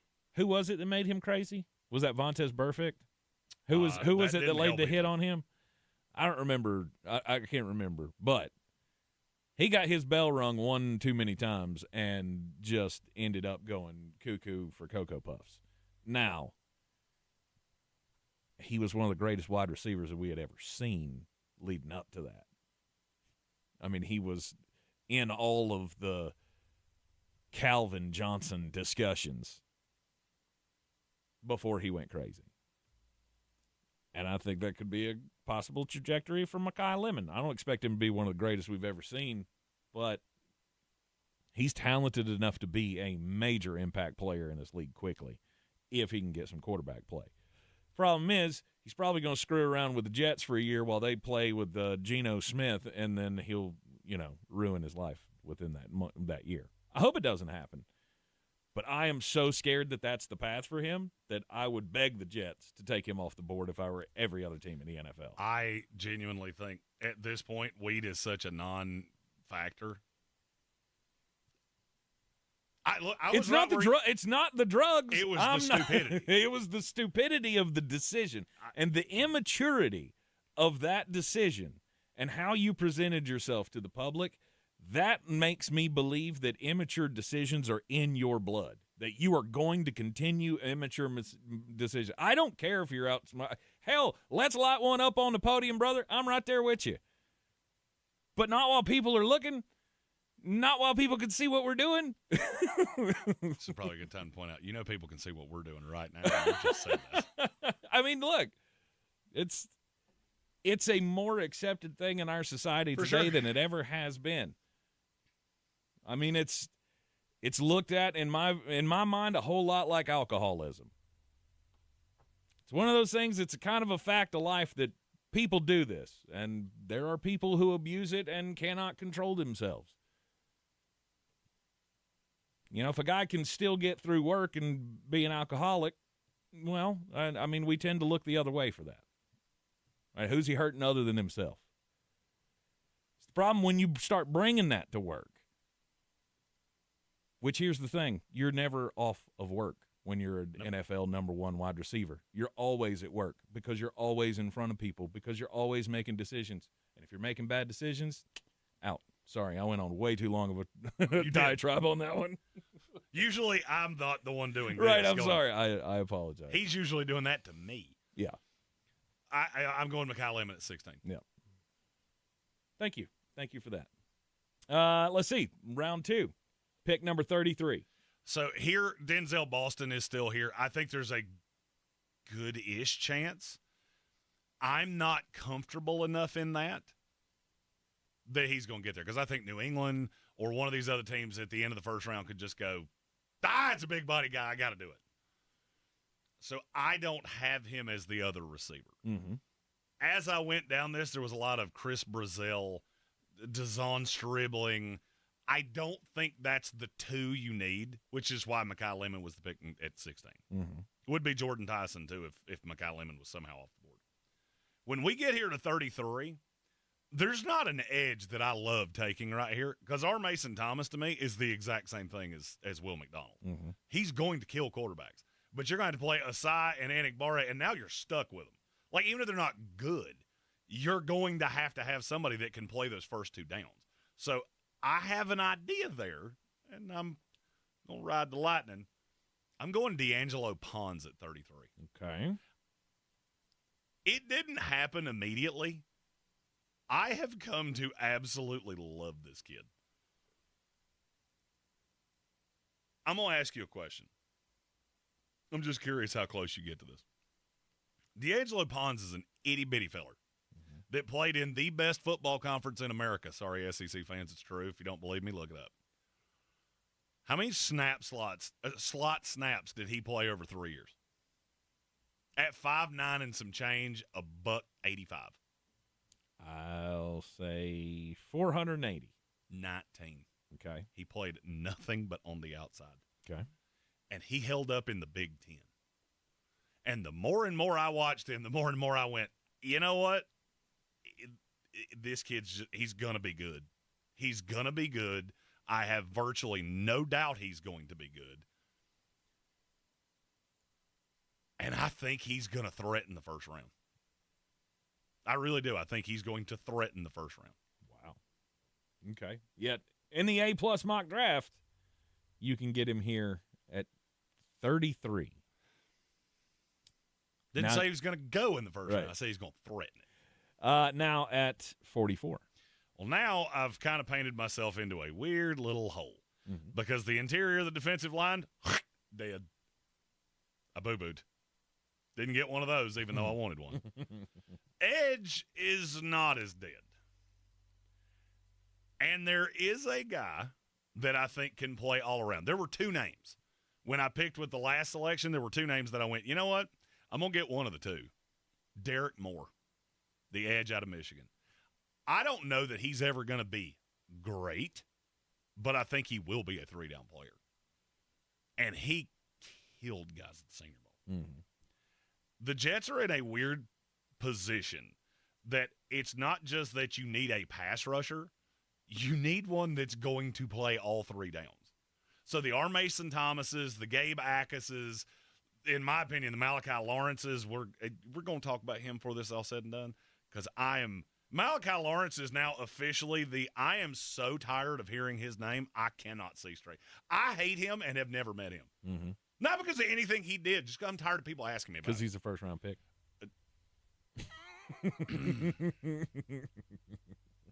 You about made me say wordy dirt. He is the most popular pick between 30 and 32 in mock drafts that have been published in the last week. If you asked NFL fans, they would tell you he belongs in the top 10. And all I'm going to say is go back to that tape and show me what he ever did against anybody that will ever sniff the NFL and tell it to me again. Mm-hmm. Because I don't see it. He's fine. He's a nice project. He's a third-round pick for me. That's not where he's going to go, but I think he's going to go much lower than you think he is. Okay. All right, so your pick at 44? Derek Moore. Derek Moore. Edge from Michigan. Out of Michigan. Now we have to go into we got to skip a couple rounds. Yep, got to go down to round 4 for the next one, 103. This is where I'm kind of regretting it's not that I'm regretting D'Angelo Pons because I love him as a player, but I am looking at Takario Davis going, oh, I love him too. I don't think he will be there, but I do see him in the PFF simulator, and I'm like, if that were happen, I'm going to be real happy on draft day. No, I did not draft Ty Simpson. No, I did not draft Garrett Nussmeier. I'm not going to lie. If Drew Allard played anywhere but Penn State, I'd probably be taking him right here, but he did, and so did this, what was his name? Christian Hackenberg. Nope. No. I will not do that again. You can kiss my grits. Right. It is not going to happen. Okay. All right, so you're not doing that. Then what are you going to do? Well, I'm looking up and down the line going, I've already hit the linebacker. I've hit the receiver, the edge, and the corner. I'm not taking a quarterback here. So I can kind of just take the best player available. The Jets are thin on the offensive line. Yeah. On the PFF simulator, you will see Brian Parker II. If he's here, the NFL did it wrong. If he's still here at 103 and the Jets don't take him, you may need to tie me to a chair or something because I'm gonna do bad things. I'm gonna go Austin Barber, the tackle out of Florida. Not everybody is as wild about him as I am. He's just such a good run blocker. He could end up a guard, but I think he's technically savvy enough to be a tackle. And a lot of these other guys are going to be guards exclusively. I need another tackle. Because, yes, I do have Fashanu that I drafted in the first round 2 years ago. I've got Mimbu that I drafted in the first round last year. I got to have somebody behind them because currently I have nothing back there. Okay. And when I get into day 3, that's what I'm looking for is I need pieces. All right, then you pick at 140 in the 4th round. Still haven't gotten that interior defensive lineman. No. I'm not going to flash the PFF simulator up here because in this one, that's fun live radio, he went 2 picks in front of me. Landon Robinson out of Navy. In a 4-man front, he's so unbelievably athletic, and you put him beside Tavondre Sweat, who's a house. I love that kid so much. And I keep hearing he's going to have to be an end in a 3-man front. I'm not sure you're right. He's so athletic. He's so talented. I think he can play in a 4-man front. He needs a dump truck beside him. That's weird. Just traded for one of those. His name's Tavondre Sweat. Yep. And then in the 5th round, 179. Taylon Green. There's your quarterback. And I'll be honest with you, I'm getting more and more convinced. So just look at the history of this GM and coaching staff. They were in love with Justin Fields, and they thought it was going to work. And I'll be honest with you, I don't think he burned them out of that. Taylon Green could have a package for him. I think he's ultimately going to be a tight end. I've said that for a month. Because his throwing motion is so long that unless it's just a complete designed run, I don't see how he's ever going to play high-level quarterback in the league. But you know what that doesn't preclude you from doing next year? Drafting another one. All so right. I'll go Taylor Green there, and then we've got the two later picks that I'll give you 15 seconds on a piece. What's that, 240? 228 and 242. 228. There you go. As I was listening back yesterday, I was like, we might have spent too long on some of those later. I believe we could just say those and move on. Yep. At 228, Roman Hemby, running back out of Indiana, a guy I know you like particularly. I'm shielding myself from the Breece Hall thing because we just franchised him. We haven't locked it up long term. I still like Braylon Allen, but he's coming off an injury. Isaiah Davis is here. He can do stuff. And so will Roman. Roman will be here. He will be here. He will be here as my emergency third option all the way in. Love it. I love that pick. It might be the best pick you've made. I would say Arvell Reese was the best pick I've made. Maybe. And then 242. Micah Morris, guard out of Georgia. It's a depth. I like him. You're the Georgia guy. I like him way better than everybody else does because I watched him at, I think that was at the Shrine. It's all starting to run together. He may be the strongest human being I've ever seen in my life. He's a mover. I mean, he's got the feet of a building because he moves at a speed that is usually reserved for people who they're not with us anymore. Yeah, but you know where he doesn't go? Backwards. It's all forward progress. In terms of having a guard that if he winds up having to play, I'm not going to be elemento screwed. He's right there, and I'd say his closest pro comp is he is a lead-footed version of John Simpson, who was the left guard on this team last year. You're in the Sportsocracy. This is ESPN Asheville. That was your A-plus mock draft for the New York Jets. AFC East A-plus mock drafts continue after the break. ESPN Asheville. Your mountain weather forecast. Absolutely stunning looking afternoon. A little touch of cooler air coming in, but still lots of blue sky with a few clouds around low 60s. Tonight, becoming cloudy for a period of time, mid-30s. Could be some patchy frost early Thursday, but for the most part, we'll get sunshine back upper 60s.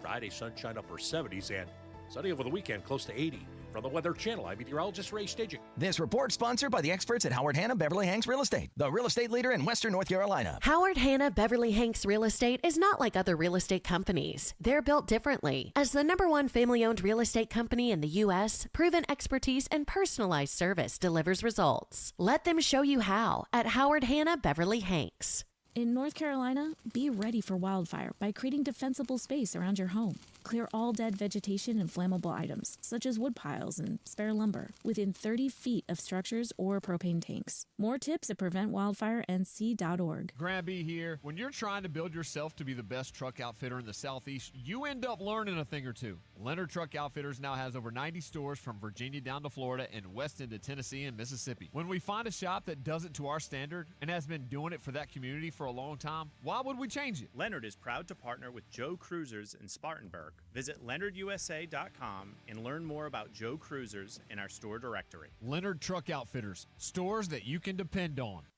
Speed on the bases, power at the plate, Gold Glove defense across the diamond. The Stars of Atlanta are ready to take the field. Michael Harris going to sprint back, and he somehow makes the catch Willie Mays style and goes into the wall. Back and under new management, Tar Heel Walt Weiss takes the helm, chopping toward another playoff run. The Mountain's home for Braves baseball is ESPN Asheville, proudly brought to you by Parks Ford of Hendersonville.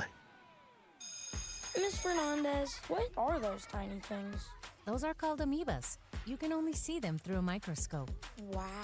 Today's students are tomorrow's great thinkers and innovators. But right now, there's a funding crisis in public schools. Donors Choose is a nonprofit that lets you support students and teachers in your community and beyond. You could provide pencils and paper, help a music class get a guitar, or even a science project for a classroom like mine. Learn more at DonorsChoose.org.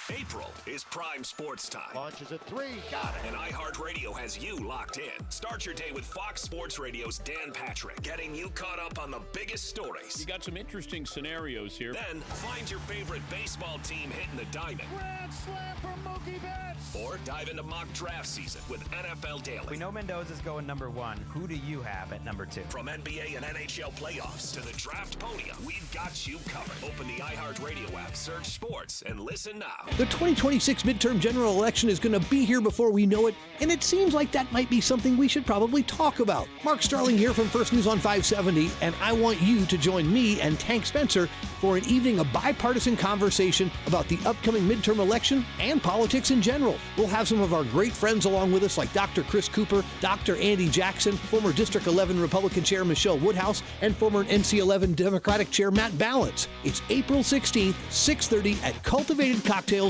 in Asheville. Come join the conversation. The crack of the bat, the sight of green grass and white chalk lines, the aroma of perfectly grilled hot dogs. If right about now you're simultaneously hungry and ready for baseball, then we've got you covered. At Ingles, we're here for all the fanfare of America's pastime, sponsoring teams from Little League to the pros. So, whether you're the snack parent or just craving that perfect ballpark meal, we've got you covered. Ingles, your official sponsor of baseball season. Selling your home? Don't settle for average. Our real estate team at Clarissa Sells WNC and eXp Realty offers Zillow Showcase, an exclusive AI-powered listing experience available to just the top 10% of all listings in our area. With immersive media, cutting-edge design, and elevated marketing, Showcase listings, they go pending quicker and sell for up to $9,000 more than standard listings. Ready to stand out in a crowded market? Give our team a call today, 828-774-6343, because your home deserves the spotlight. Champions don't disappear. They reload. And the 2026 Atlanta Braves are ready. Chopping toward another playoff run. The Mountains home for Braves baseball, ESPN Asheville. Brought to you by Parks Ford of Hendersonville. Got something to say? Love you. Well, just tap the red talkback mic on the free iHeartRadio app. Let's go. Requests, contests, or just to say hi. Hey, this is Heather. Get your voice on the air fast. I got the windows rolled down, the moonroof open. Open the iHeartRadio app and try it now. News Radio 570 WWNC, now on FM. Yeah, we're now on AM and FM. It's too much news for one band. News Radio 570 WWNC, now on 92.9 FM. We celebrate the amazing women who show the world exactly what it means to throw like a girl, hit like a girl, play like a girl, and dream like a girl. Ingalls, we're with you every step of the way.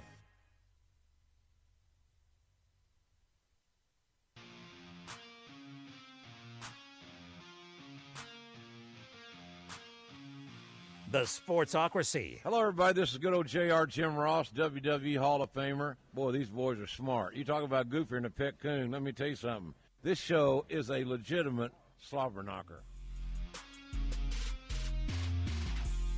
Welcome back into the Sportsocracy on ESPN Asheville. It is an A-plus mock draft Wednesday.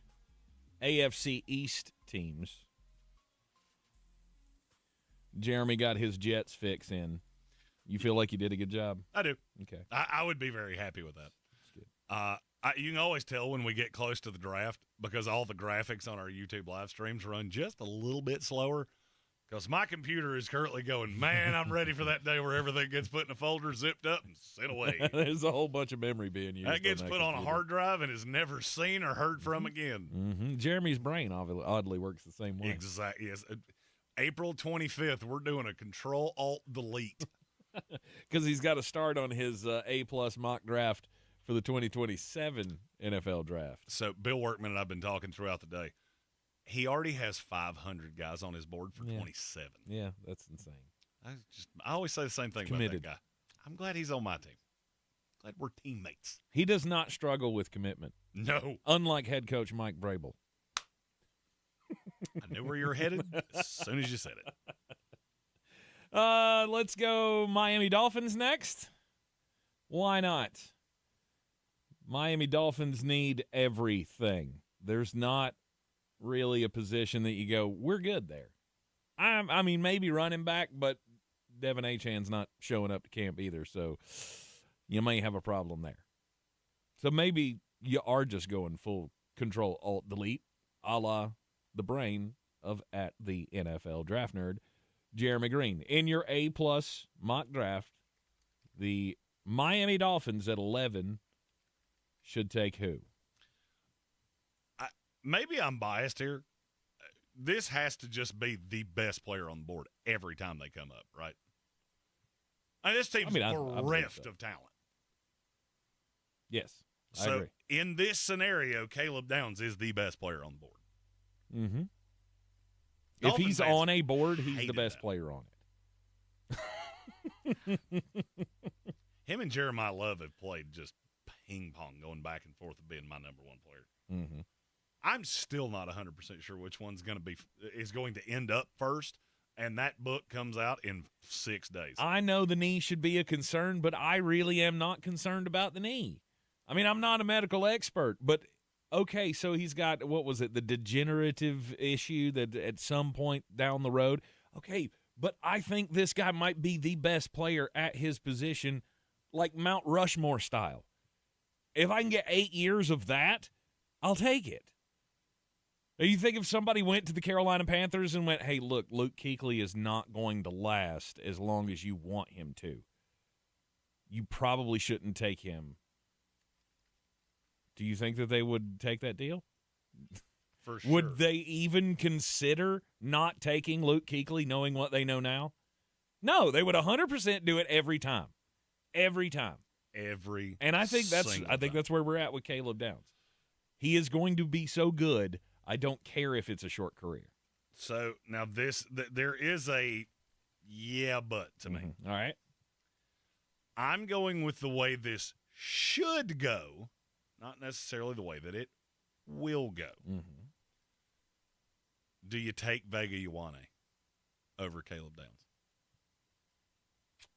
No. I don't know that I agree with you. I mean, I have guards. I don't know not that ones that are any good. I don't know that Vega Ioane is going to be that much better that I would pass up on a guy like Caleb Downs over Jamari Sawyer and Jonas Savagnia. I mean, he'd start, sure, but I don't even look at that team and go, yeah, that's your biggest need. It's not. I mean, you got to address it. It's not. I like Vega Ioane a lot. Mm-hmm. In terms of overall ranking, they're not close. In terms of ceiling, I think they are. Like, I think Ioane can be an elite guard in this league. Okay. The other one I'm going to ask about, knowing I already know your feelings on this guy. Mm-hmm. Monroe Freeling. Do you consider it?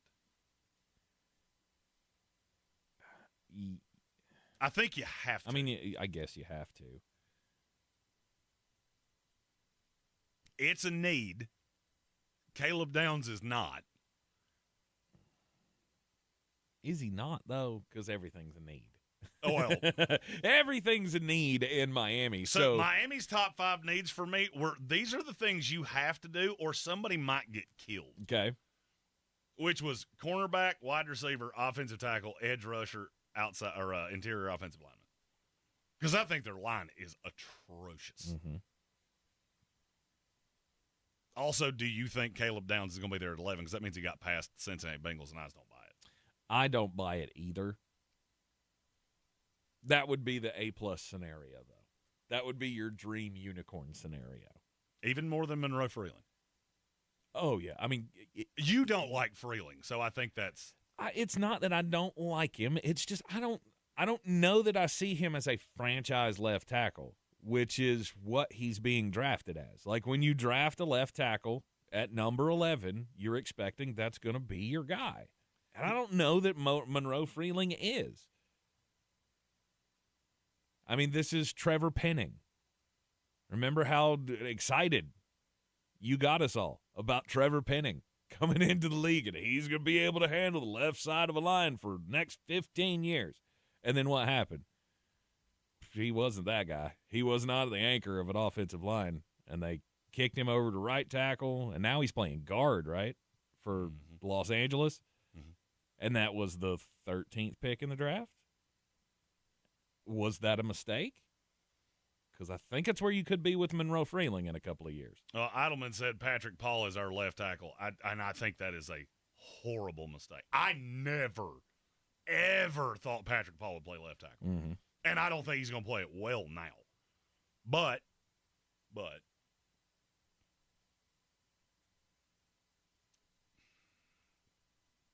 I am taking what the Dolphin fans said to heart.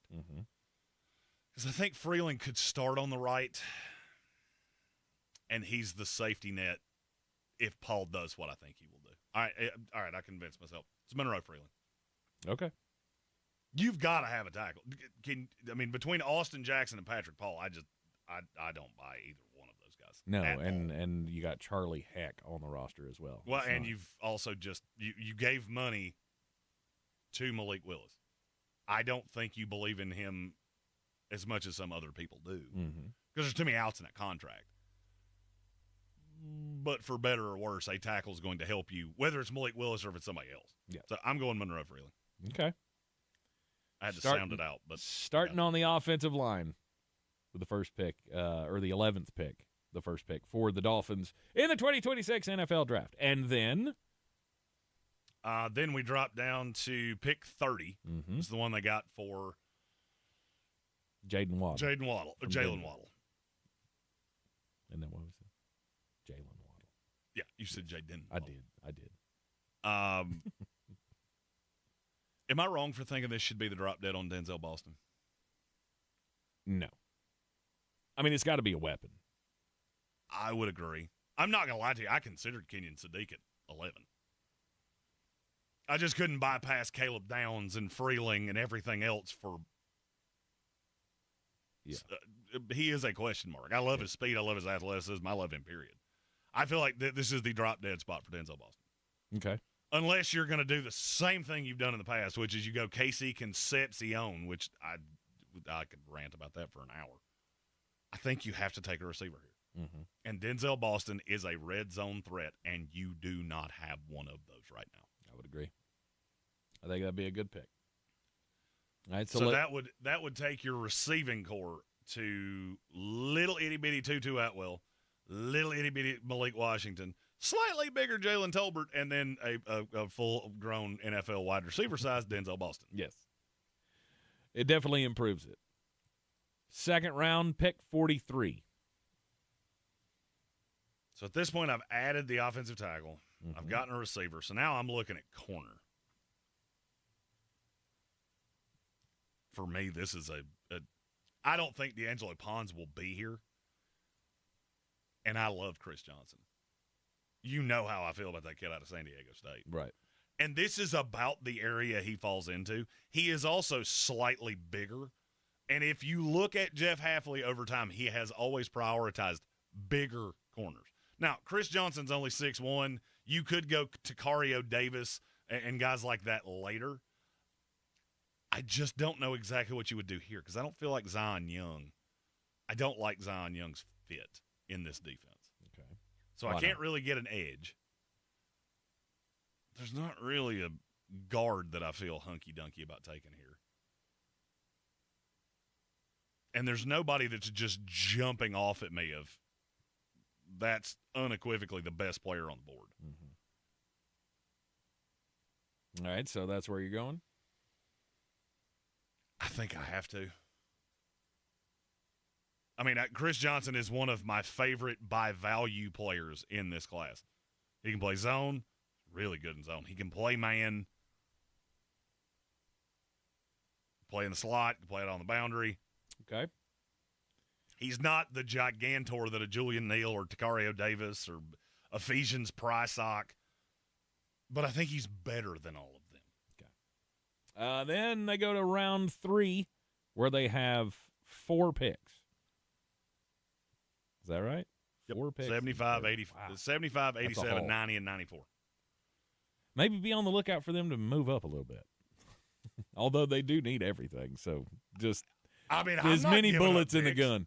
I'm just going to keep adding players and hope to God I hit a few of them. 75. I've got to have an edge rusher at some point. And if I keep pushing the envelope here, I'm not going to wind up with one. Because they have Chop Robinson, Josh Uche, and David Ajabo. Yeah. But I've waited so long here, there's not a ton that I feel all that good about. Well, you're just looking for a piece that can fill a slot. Yeah, but it's got to be a player. Like, do I feel like Jayshon Barham is a player? Because I really don't. Mm-hmm. I think he's a nice situational pass rusher. That's about it. It's too early for Kieron Crawford. It's too early. It's too early for a lot of guys. And that's where Miami is in a weird position of, I always use the Goosebumps analogy of you can get to whatever ending you want. The problem with every ending for Miami is that I still walk away and go, oh, my God, we are terrible at blank. That's what happens when you have this many picks and this many holes. Because you get to here and go, brr. Linebackers are pretty deep. You could get one here probably. Of all the positions on this team, that's probably the one that I feel the best about. Really? Okay.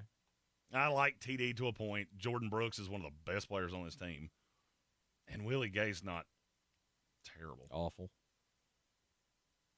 I mean, I really want to take another receiver. I'm not going to do it, but I want to. Why not? Oh, I lied. Defensive tackle is the position I feel the best about. Jordan Phillips, Zach Seiler, and Kenneth Grant. Take anything but that.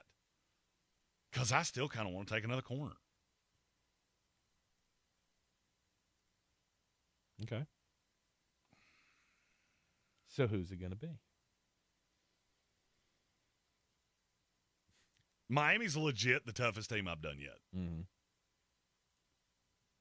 Because every player because I want another weapon, and Max Claire's there, and if I don't take a tight end here, oh, God, I'm into there's a lot of them tier.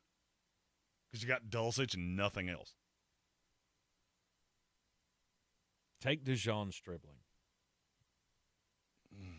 You like him way too much. I don't hate him. You just like him way too much. I'm plotting all of these things out in my head as I'm doing them. I actually think I'm going to go Max Claire. Okay. Because if I don't take a tight end here, I'm getting one that can't block. And, hey, I've already got one of those. His name's Greg Dulcich. And he can't block to save his life. All right, he's going tight end at 75. That is not a top 5 need, but it's still a need. All right, then who you taking at 87? This is where things have – and now here comes the sun. Things have lightened up for me a little bit.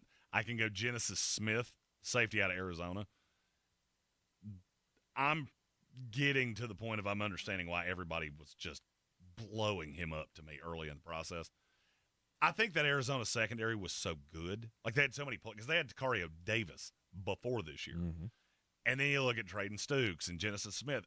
It almost – the talent back there may have corrupted me from – I didn't think any of them were as good as they actually are. All right, then they come up at 90.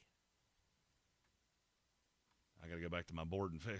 What have I not addressed yet? I already got a corner, got a receiver, got a tackle, need an edge or an interior guy. All the centers are still here.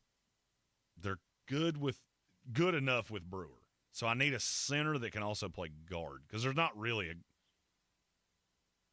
the right answer is Logan Jones, kid from Iowa, because he could come in and actually play good. That actually probably fills the interior offensive line. He'll ultimately be my center, but I can deal with Brewer for a year or two.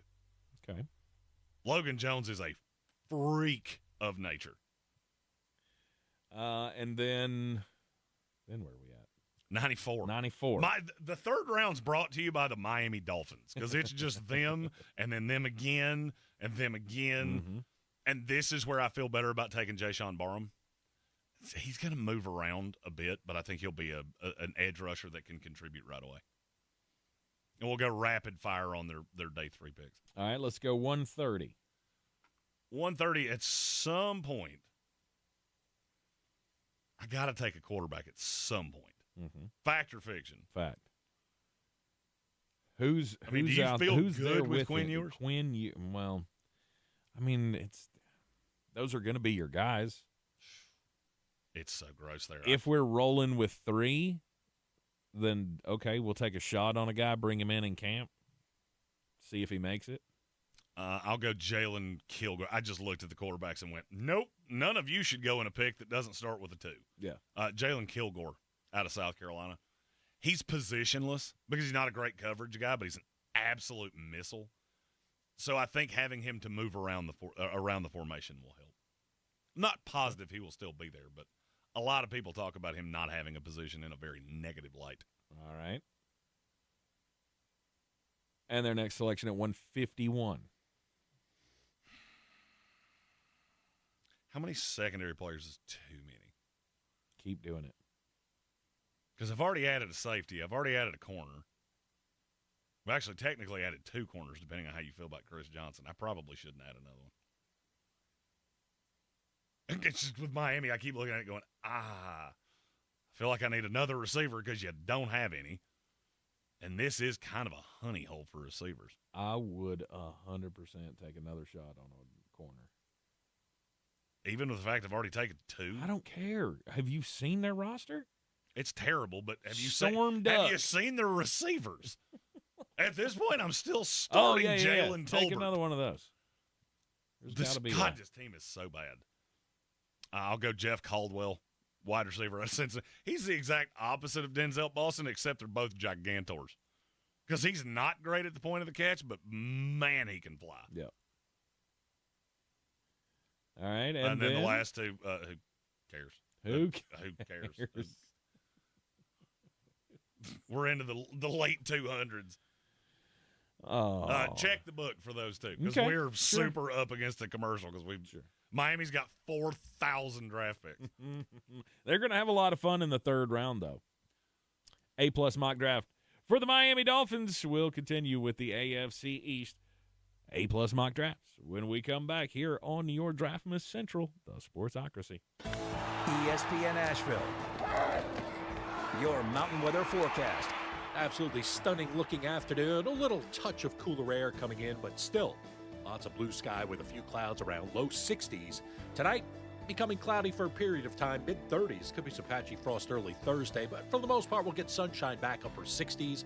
Friday, sunshine upper 70s, and sunny over the weekend, close to 80. From the Weather Channel, I'm meteorologist Ray Staging. This report is sponsored by the Crohn's and Colitis Foundation. The Crohn's and Colitis Foundation has been at the forefront of inflammatory bowel disease research and care for over 50 years. Learn more about research, education, and support at Crohn'sColitisFoundation.org. Voters are listening to the radio, tons of them. If you're running for office, radio is where people are actually tuned in, not swiping past ads. Connect with communities everywhere and get on the air in just 48 hours. Visit winwithiheart.com. That's winwithiheart.com. The foremost. The front line. On the front line. Most active position. On the front line. In a conflict. The front lines of this vital effort. What's going on in Iran? From the front lines. Most intense day of strikes. Achieving our objectives with every potential mission. To the headlines. Recent increase in oil and gas prices. They want a political issue that they can use in November. Every hour. Continue the updates on Operation Epic Fury. Check in for the latest. Pinpoint accurate. On 570 WWNC. Hurt in the game? We tough it out. Feel exhausted? We push on. Feeling down? We pull ourselves up by the bootstraps. But there are times when bootstraps aren't enough. When stress gets to us and we need to talk to someone about what we're really going through. So we're going to reach out because sometimes mental health is not a one-person job. Visit loveyourmindtoday.org. That's loveyourmindtoday.org. Brought to you by the Huntsman Mental Health Institute and the Ad Council. We are strong, we are resilient, and we will get through this together. But these are stressful times, and it's important to also practice good self-care. It's normal to feel overwhelmed, anxious, or afraid, but there is hope. Reach out to someone, connect with your friends, stay in touch with your community, and know that you are not alone. Learn more at wearebroadcasters.com/hope, furnished by the National Association of Broadcasters and this station. When morning has broken, along with the news, start with the facts and a laugh.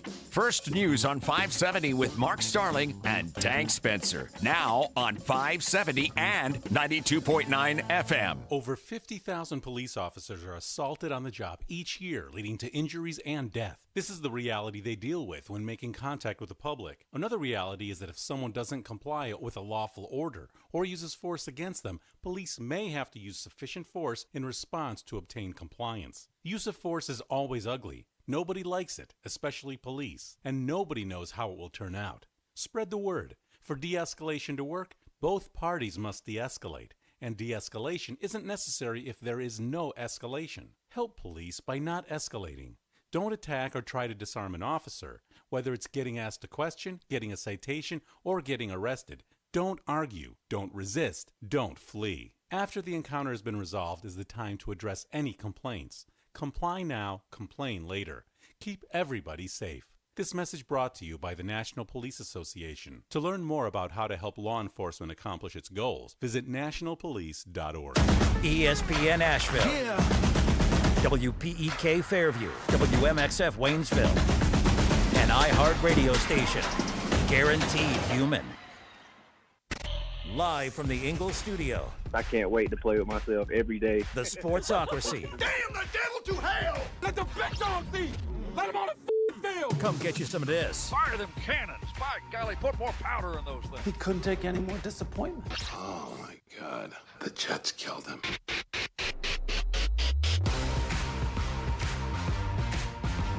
Welcome back into the Sportsocracy. It is ESPN Asheville, 92.9 FM, 880 AM, and 1400. Sportsocracy, heard everywhere you go on the iHeart Radio app, and we are seen everywhere on YouTube. Just go to thesportsocracy.com, click the live video link, subscribe to the channel, and join us in the chat. It is an A-plus mock draft day. Once again, AFC East is where we're at. We did the we did the Jets, and we did the Dolphins, and now it's time to do the Buffalo Bills. Nobody circles the wagons. Nope. Like the Buffalo Bills. Nope. And the Buffalo Bills, I feel pretty good about this team going in, what they've done in the offseason and going into the draft. So DJ Moore. Yeah, you feel really good about DJ Moore. No doubt. No, there's not a whole lot else that they've done other than bringing their own guys back. I also don't think the one problem that I thought you had. I don't think I've seen a team that I feel better about with a scheme switch than I do the Buffalo Bills going to a 3-4. Mm-hmm.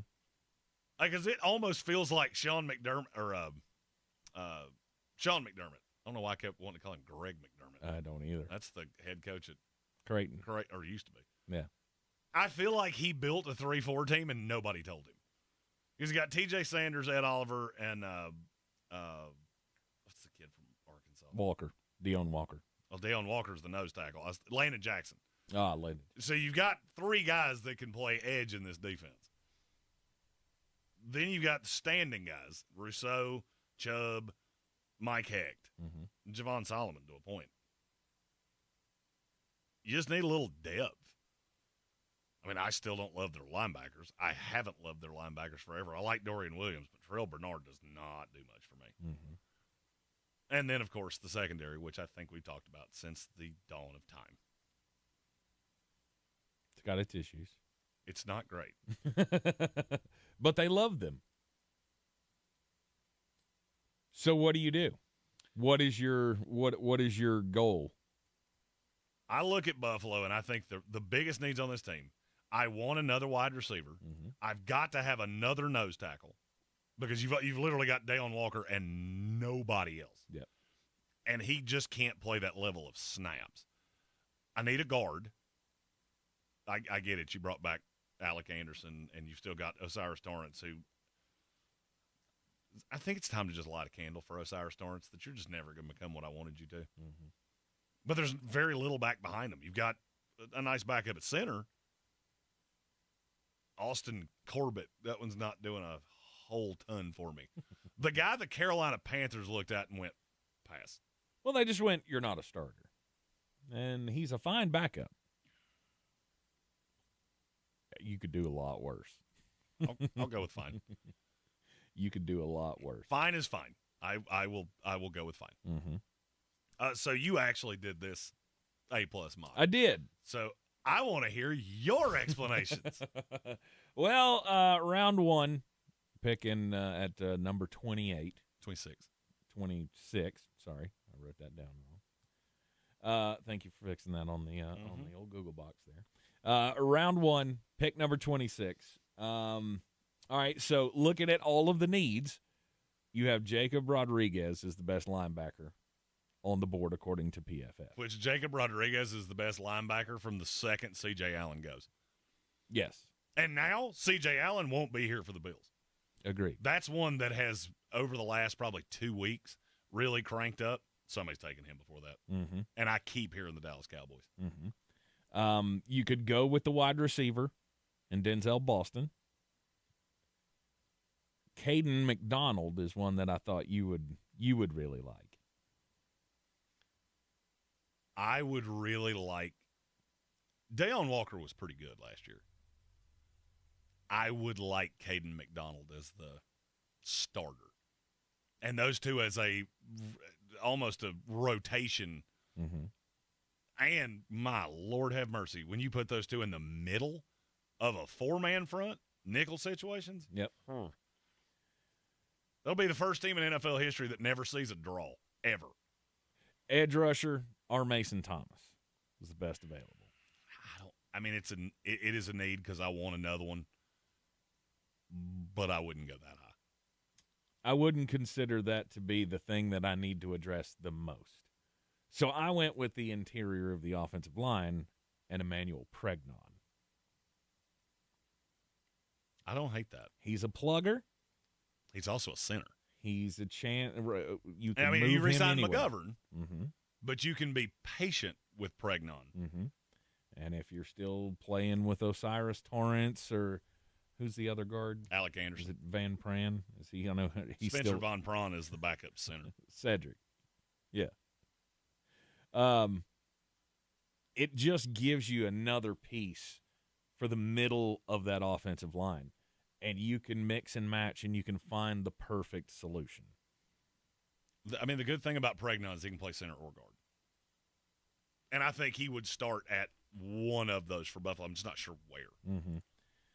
For me, it's hard for me to be honest because I'm not ready to give up on Osiris Torrance yet because I liked him so much. He just hasn't been very good. Mm-hmm. And Alec Anderson doesn't do much for me. So I went Emmanuel Pregnon, guard out of Oregon, for pick 26, round 1.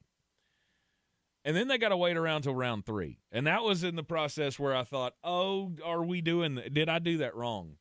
Because now we're down in the 3rd round, and now the edge rushers that are going to be here, the linebackers that are going to be here, am I going to like this as much as what I could have had in the first round? Well, no. No, but can I settle for it? And then as I went through the process, I found I kind of can. I kind of can settle with what I put together here. Because my next selection for round 3, pick number 91, was Dante Corleone. If you're looking for somebody to put in the middle of that defense. You're looking for a plugger. That is certainly one of them. I'm going with the Godfather. And now I don't feel like I missed out too much because my guard option was Jalen Farmer. That's one of – if there was a I just don't get it team, he'd be the captain of it. Mm-hmm. Obviously others on the list, but he was the top guard choice at that point. And I'm like, I like Dante Corleone a whole lot better than settling for Jalen Farmer if I hadn't taken the guard in the first round. I considered Malachi Fields to fill the wide receiver slot. Well, that would give you a big guy.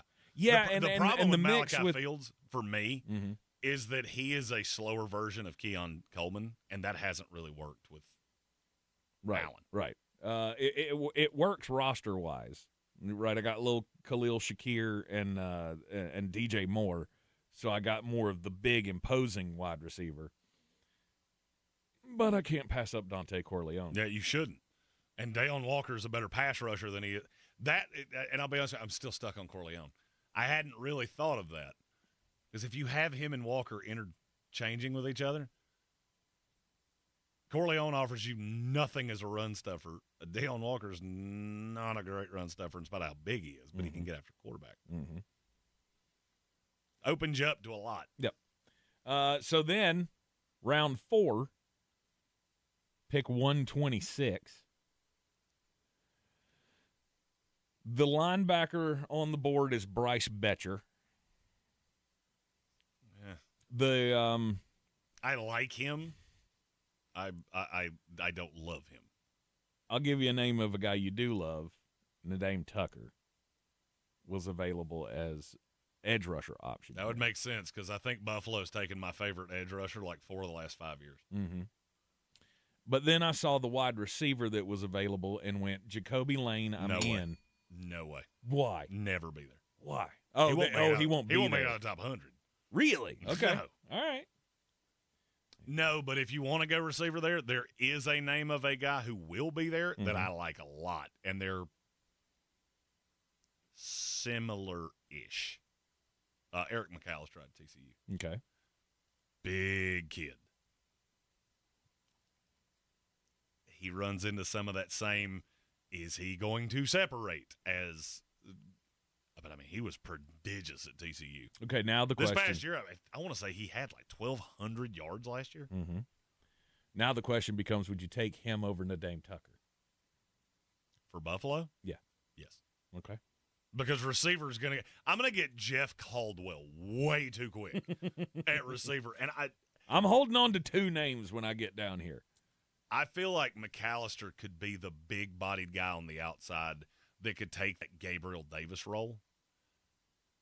Yeah, the more I'm thinking about it, the more I like it. Yep. I feel completely neutered here because I don't really know what's coming until it's already happened. All right, so it's like I'm watching somebody else coach my kid. So change that on the grid there. Since Jacoby Lane will not be there, you're adamant about that. Jacoby Lane may not make it out of the second round, let alone the top 100. Okay, all right. That's one of those. That's why when I saw the name, I went, "Yep, that's I'm doing that." Yeah, Jacoby Lane, there are teams that at 90 would see him on the board and start trying to find ways to trade up there to get him.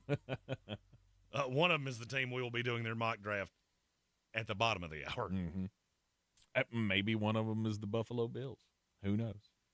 So Eric McAllister out of TCU is the pick at 126. 5th round, 165.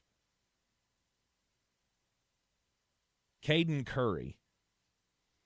He's a guy that's got a high ceiling, I feel like there's if you can unlock it. The problem with Curry is he's got really short arms, and I'm not sure that he moves well enough to stand up. The people that love him will argue that till their dying breath. I don't mind that. In that defense, it kind of mitigates the shorter arms. And look, he's got juice. He's got. in terms of getting after quarterbacks, he has got juice. Yes. I don't hate that. Okay. I'm just looking at the receiver board here as it sits. So if I'm going, I go Nadeem Tucker in the last round, and then I'm sitting here at wide receiver going, oh, we could go Kevin Coleman Jr. No. He plays violin. Sorry, it's one of those. It's born in my head. I typed it out, and that's all I see now. It's him playing some concerto. Yeah. Or Jeff Caldwell. Yeah, I'd rather have McAllister. Mm-hmm. And then I wind up with Caden Curry, who I do like.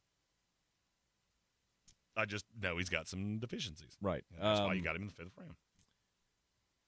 Considered a linebacker with that pick. That is the position that he makes it past 150. So here at linebacker, you would be more looking Owen Heineke, Oklahoma. Yep. Red Murdoch from Buffalo, who I think had 472 tackles last year. Or maybe Aiden Fisher. Is that your Matt Milano answer?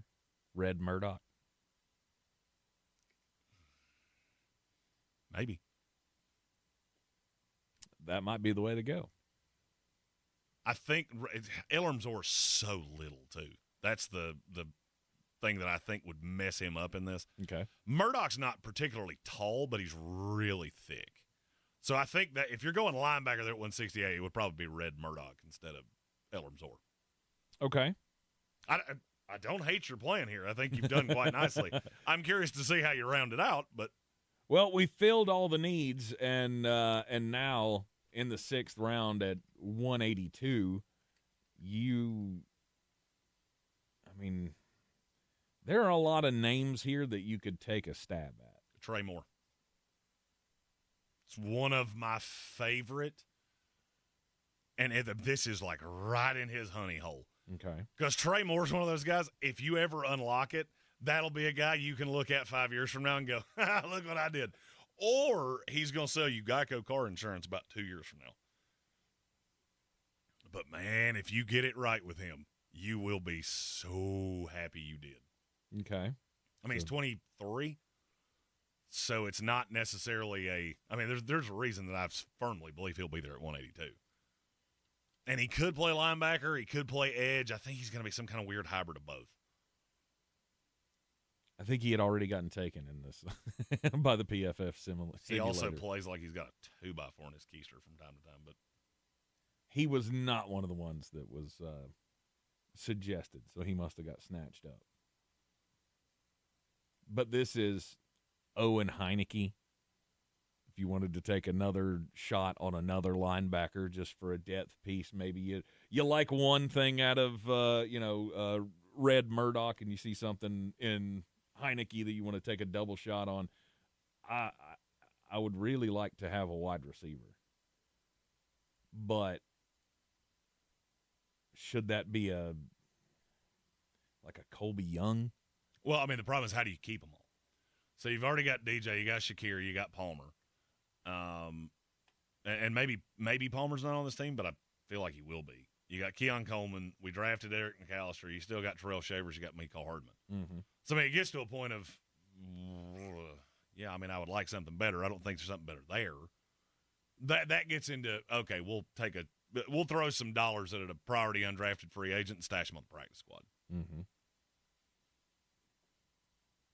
So what would be your next move? Here at 220? Yeah. I'm taking an offensive lineman. Okay. To me, there's a treasure trove of guys like Tristan Lee, Micah Pettis, Riley Mahlman. There's 2 guys from Memphis, Adams, and hey, PFF, you don't have the other one, and I can't think of his name. It's going to Travis Burke. Okay. Somebody like that, I'm going to take a shot on a developmental tackle. So just whatever name makes you feel warm and fuzzy. I think I said Tristan Lee first. That's the one I'm going to go with. All right. And that's the final pick?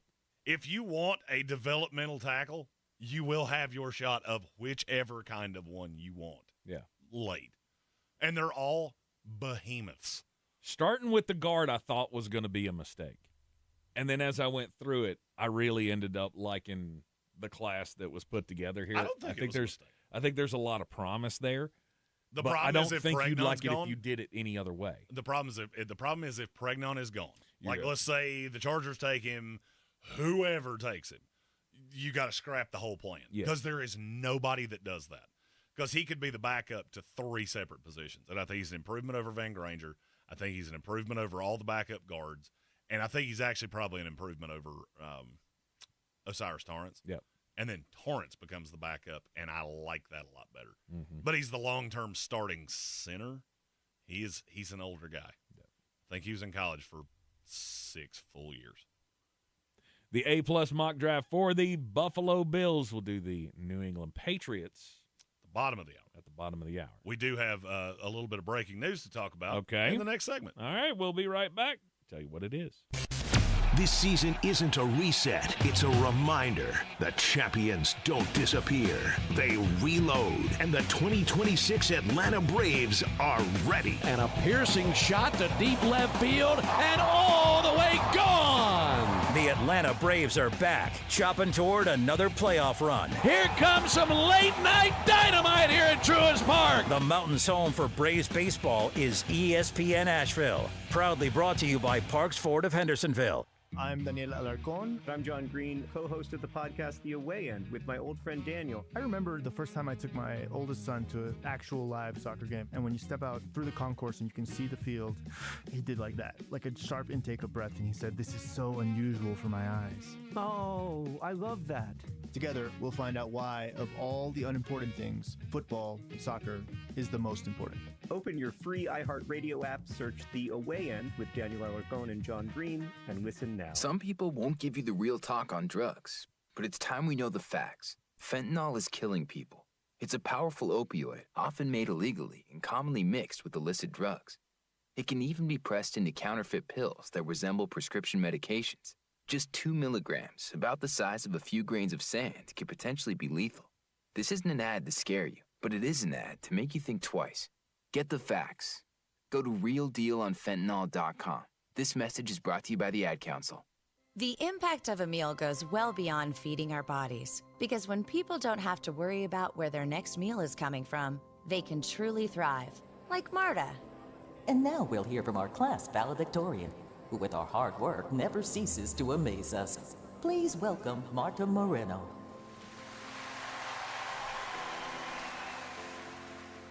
And Alex.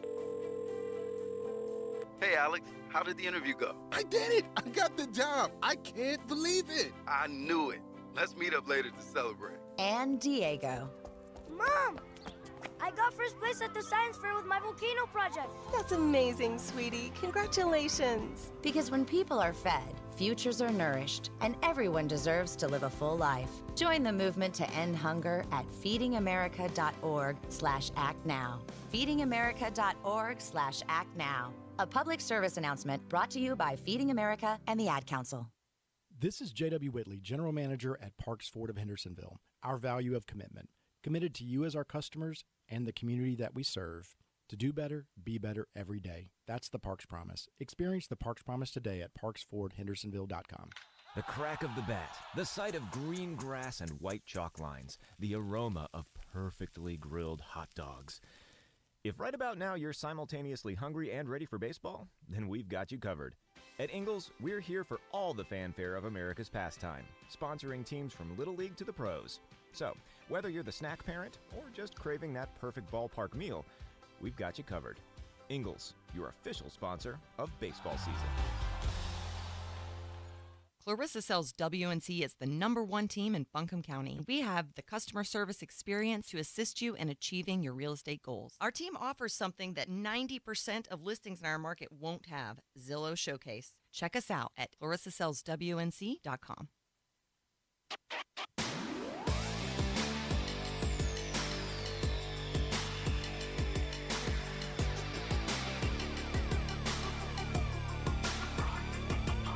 Sometimes it don't always work for an injury, but it practice makes a perfect. We're here in the Sportsocracy. It is ESPN Asheville. Following us on the YouTube stream, I hope. That's how you can get in on the chat. Apparently, there's some kind of breaking news, but I'm not supposed to hit the button. So no, because it's not surprising news, but it is news. Okay. The Houston Texans have exercised their fifth-year options on C.J. Stroud and Will Anderson. Color me shocked. The reason that it is kind of breaking news is it was shocking how many people thought, well, Houston could move on from C.J. Stroud. To what? Where are you going to go? In a year, maybe. You get another playoff game like that one in New England, and we could talk. But, that was always how this – and Will Anderson's the least surprising thing in the history of creation. Mm-hmm. Okay. Stroud will make $25.9 in 2027. Will Anderson will make $21.5. That was a no-brainer. Anderson was a complete no-brainer. Stroud was a no-brainer because you don't know where to go. But what did you say he was going to be making? 25.9. How is that not a no-brainer? I get a living quarterback in the NFL for $25 million. You also have a Super Bowl roster with a quarterback that has duked in his pants twice in the playoffs. Yeah. And I'm not just talking bad. I'm talking holy sheep shearer. What was that? There's not a better option. I don't disagree with that. There's not a better. I mean, it's Jalen Hurts. There's He's better than no Jalen Hurts. better option. Oh, I mean, with Jalen Hurts, I would vehemently disagree. Does the name Tanner McKee mean anything to you? Don't do that. Oh, I mean, I'll go down that rabbit hole if you want to.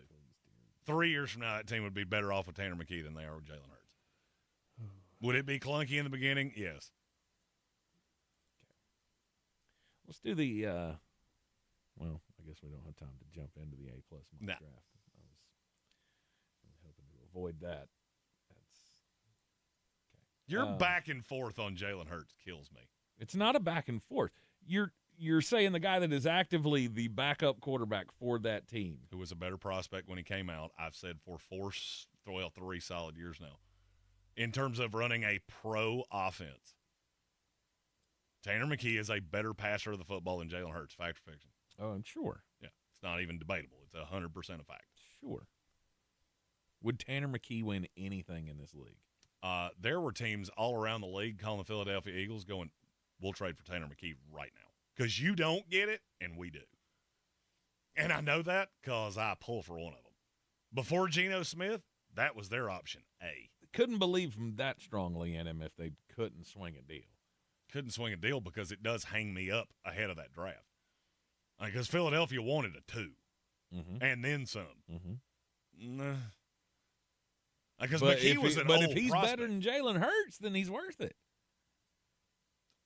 I don't disagree with that. Okay, all right. You get Find that crazy. You really underestimate the amount of risk that comes into this. Because, yes, I do 100% believe what I just said. If Philadelphia was willing to just tap out on Jalen Hurts right now, Tanner McKee would be better for that team down the line. I don't – because I'll go ahead and tell you, you know who wouldn't be pissed off about that? A.J. Brown. A.J. Brown would go, hey, you remember all those things I said? I may have just changed my mind. But if you're Darren Muji or, I mean, just think of the teams that could ultimately do that. Pittsburgh was in. What happens when it blows up in your face? Let's say you're wrong. He can't handle cold weather. He doesn't produce well in wind. Just a lot of things that we don't know because he played college football at Stanford. Palo Alto doesn't exactly give me the best sense of what you do in the cold. Then he comes in here and there's something we don't know. It blows up in your face. You're fired because you took that big a swing on an unknown entity. That's why Sam Darnold bounced around the league like a bouncy ball. It wasn't because nobody believed in him. I can promise you that. All right. So the Tanner McKee comeback player of the year is coming. That's what you're saying. I'm saying if Jalen Hurts – let me put it this way. I'll say it like this, and then I'll leave it dormant until it happens. If Jalen Hurts ever gets hurt and it's a long-term thing, because it's already happened. McKee's played twice. And you know what's funny? He looked better than Jalen Hurts both times. I want to say they played the Commanders once and maybe the Giants. Okay. So not exactly like you were playing the 85 Bears there. Right. If Jalen Hurts missed 2 months of a season, he'd never get his job back. I'll bet you anything you want. He got abducted by space aliens for 2 months. It would be real quick that people would go, oh, our offense looks light years better this way than it does with the tush push. Hey, it's 4 or third 3. Let's run this stupid excrement twice. There's a reason nobody does that. Because you're the one with a weightlifting champion as your quarterback. Oh, but he can't throw. That's why you got into the playoffs and got your brains mashed out by the San Francisco 49ers. All right. Will Workman backs you up. He says they would win more games this year with him than they would with Jalen. I had a borderline first-round grade on Tanner McKee the year he came out. We talked about it a lot. Yes. I didn't have Jalen. Jalen Hurts was barely draftable. Yeah. Okay. All right. I guess we'll just have to hope and pray that he gets his shot because he's not going to see the light of day in Philadelphia. Unless tragedy strikes. I still maintain, with how bad this quarterback class is and how many teams are unsettled at quarterback. Mm-hmm. I won't be shocked if we get to day 2 and a team goes, you know what? Screw it. Trade it to them. The board's not falling our way. Call Philadelphia. Give them what they want because we're not rolling with Ty Simpson. Okay. I didn't know Tanner McKee was Steve Young, but he's got that in him, right? To be better than Jalen Hurts, he doesn't have to be Steve Young. No, he just doesn't saying. have to be Jim Young. I'm just saying that guy who's sitting on a roster waiting, and we'll see. We'll see if he gets there. Okay. I didn't expect that was what we were going to hear today, but that surprises me because I think I've said very similar things about that about Tanner McKee a good half dozen times. I guess I just always thought you were being hyperbolic in that. No. Okay. All right, put it this way. If you told me as a fan of a team that has no living, breathing quarterback on the roster, yes, I can have one of those 2 Eagles quarterbacks, you wouldn't get that question out of your mouth before I had Tanner McKee's name coming out of mine. Okay.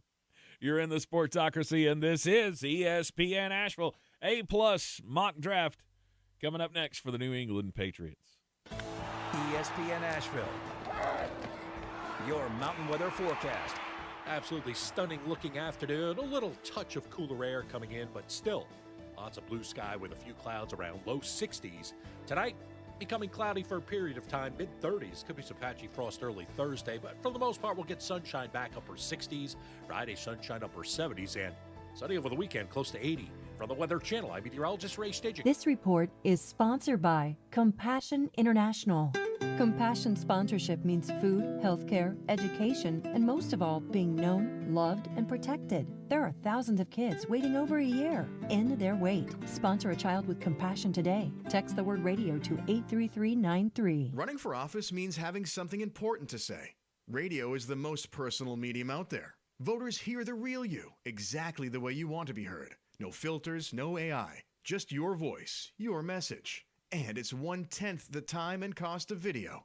Don't just campaign. Connect with millions all over the country, even thousands in the smallest communities with radio. Be on the air in just 48 hours. Visit winwithiheart.com. That's winwithiheart.com. That red talkback mic on the free iHeart app could win you something amazing. The iHeart Awards in LA. Plus, it's the fastest way to get your voice on your favorite station. Thanks, guys. Love you. I love you guys. Have a good day. Try the talkback mic now. Just open the free iHeartRadio app. This is Braves Country, where history lives and legends rise. And now, the next chapter begins because the Atlanta Braves are back. Swung on and belted. Deep right field. Gone! The names you know: Acuna, Harris, and Riley, Albies, Olsen, and Baldwin. Chopping toward another playoff run. The Mountain's home for Braves baseball is ESPN Asheville. Proudly brought to you by Parks Ford of Hendersonville. You might not know this, but at the Ingalls Bakery, we actually bake things. Like crusty breads, delicious apple fritters, cakes for any occasion. And did we mention the cookies? It's all in the bag. Ingalls. Low prices. Love the savings. I'm Coley Duffy. I'm Cody Ward. And we're the Chainsaw Brothers. Actually, we're cousins. A few days after Helene, we was in the driveway having a couple beers, waiting on the power to come back on. And we heard so many people calling, needing trees removed, and couldn't afford it. So I called my dad to borrow a chainsaw, and over the next few months, we cleared trees for our neighbors. Our business was born out of wanting to help Western North Carolina get back on our feet. We are fully insured and licensed. We keep our promises, meaning if we say we're going to be there, we'll be there. In these parts, we live how we were raised. When you call the Chainsaw Brothers, you're not a customer, you're family. We're good at what we do, and we do it for a reasonable cost. For all your chainsaw needs, call the Chainsaw Brothers. 828-316-1013. Or find us on Facebook. See how we treat our family. Are you still covered up with storm damage and debris? Call us about our daily rates at 828-316-1013. That's 828-316-1013. We're the Chainsaw Brothers, and with our neighbors, we're Western North Carolina strong.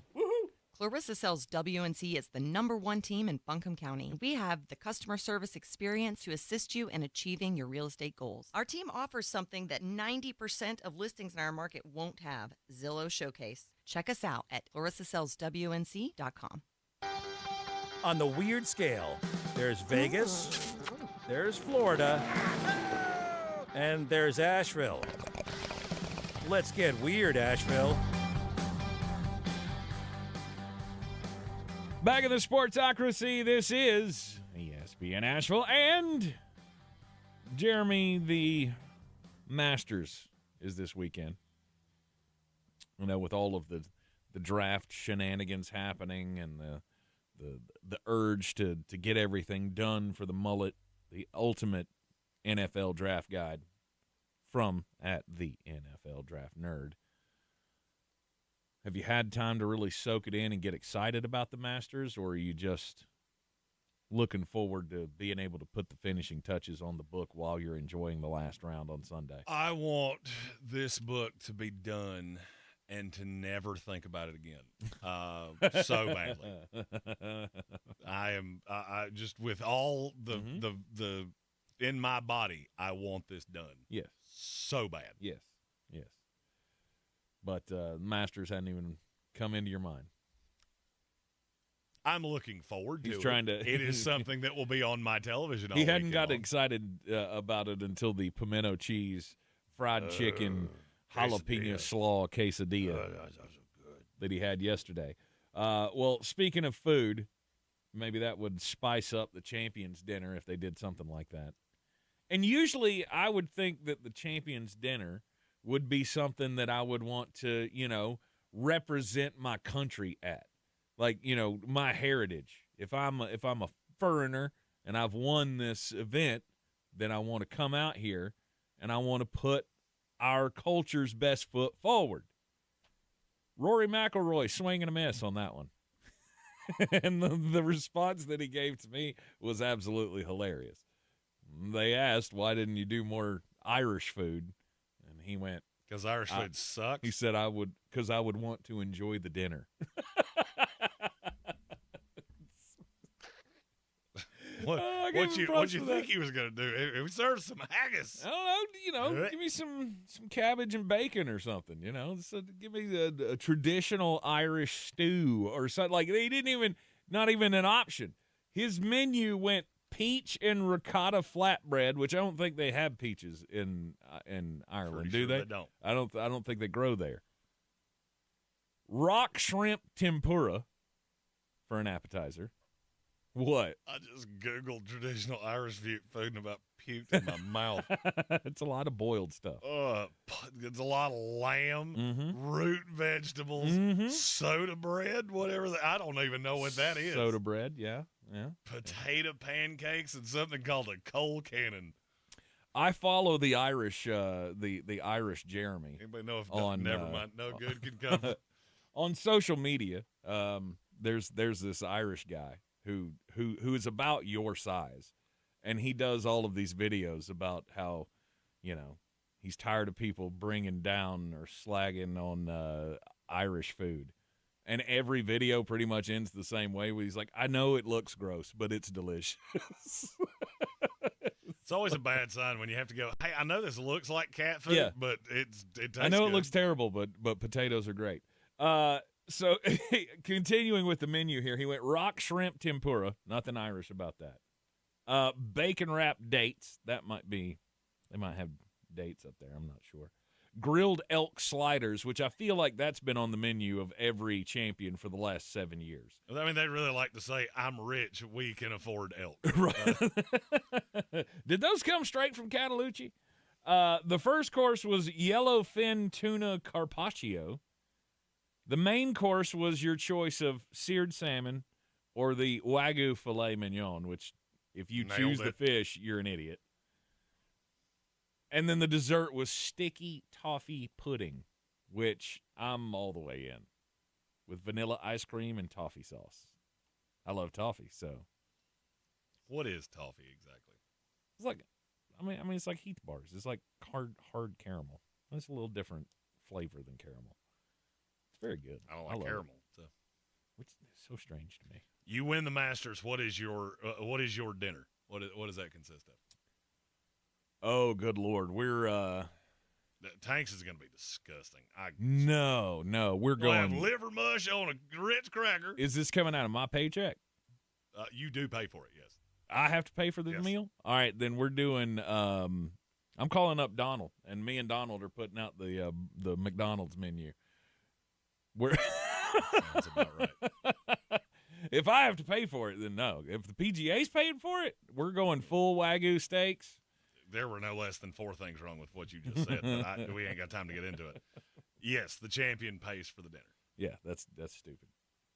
Y'all should pay for the dinner because I kicked your ass last year. Well, I mean, it's the champions, so the ones that haven't won it don't get to go to the dinner. It's but I you beat joined. all You I joined beat all our them other club, guys. not the other way around. Yeah, mine would be significantly better than yours. Oh, I'm sure. I would have a lovely Greek bison burger. Mm-hmm. Probably the main. I'd have a steak Greek option. burger. Oh yeah, with cucumber, red onion, tomato, feta. Oh yeah, they have one of those at Twisted Laurel that is outrageously good. Okay. I mean, there's got to be a steak That's what option. you're bringing, yeah. I mean, and then we got to have something for the people that eat like I normally do. So we're going to have Tyson chicken tendies with a little boxed mac and cheese. How about that? Gross. Well, I mean, mine would be better than that. Not with how cheap you are. With how cheap you are, I'm definitely not serving anybody. I wouldn't feed a rodent boxed mac and cheese.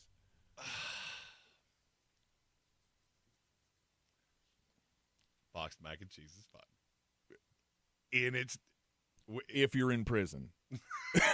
Boxed mac and cheese is suitable if you're 2 or in jail. I've watched this man eat gas station hot dogs, and he's throwing shade at Kraft mac and cheese. He once went to something called the Liver Mush Festival. Mm-hmm.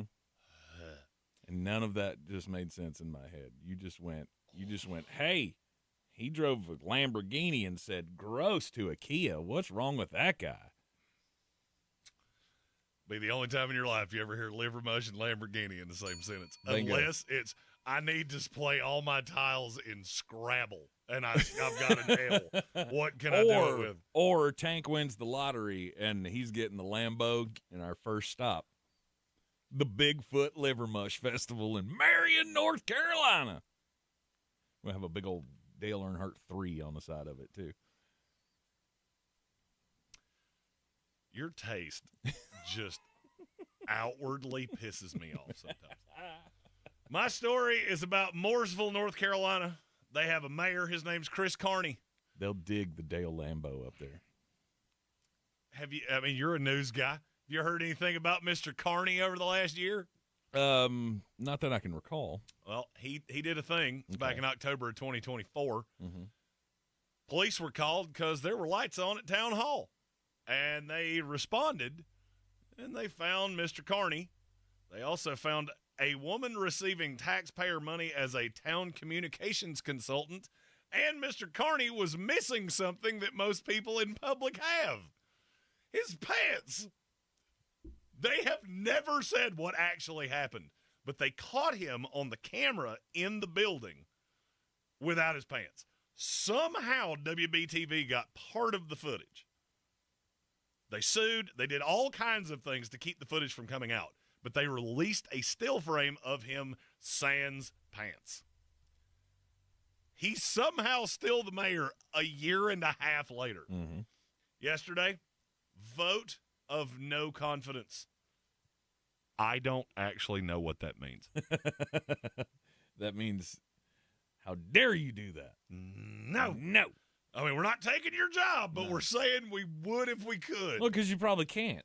It's probably, we don't have recount laws in this state, or recall. That's what it is, recall laws. We don't have that here.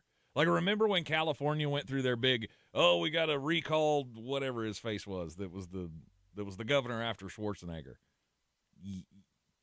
We don't have that here. I don't remember his name either. But they tried to kick him out of office and all that, and everybody's like, why don't we have that here? Well, look, we've tried. There have been legislators that have pushed forward that bill, and it's never gotten any traction here. So you can't just go, we don't like you anymore, you can't have that job. I just want to know what job you can have where you can get caught with your pants off with somebody that works around your entity and still keep your job. A-plus mock draft for the New England Patriots, coached by one Michael Vrabel. You know what I did. Yeah. Transition King. Time to talk about what the New England Patriots can do to spice things up in 2026. Sounds like they've been spicing things up in 2026. That was, out in the desert. That was the off season. We're not talking about that anymore. They told me what happens out there stays out there. It didn't stay out there this time because somebody had a picture camera. New England Patriots have 11 picks in this a lot. draft. They have a lot of selections in this draft. First one at 31 for the runner-up. I feel like New England's biggest need, at some point I want to get an offensive tackle. This is not the time to be chasing a left tackle. You can draft a developmental guy somewhat later, but virtually every tackle up top is going to be, the right tackle. Mm-hmm. Tiernan is, Lomu is, Fano is, basically everybody but Monroe Freeling. And I don't know exactly where he's going to go. I can tell you where he's not going to be. He will not be there at 31. Most certainly not. And there is absolutely no chance that he is. If I'm New England in this class, I'm looking to get an edge. I need a wide receiver, a defensive lineman, offensive tackle, and a safety. Mm-hmm.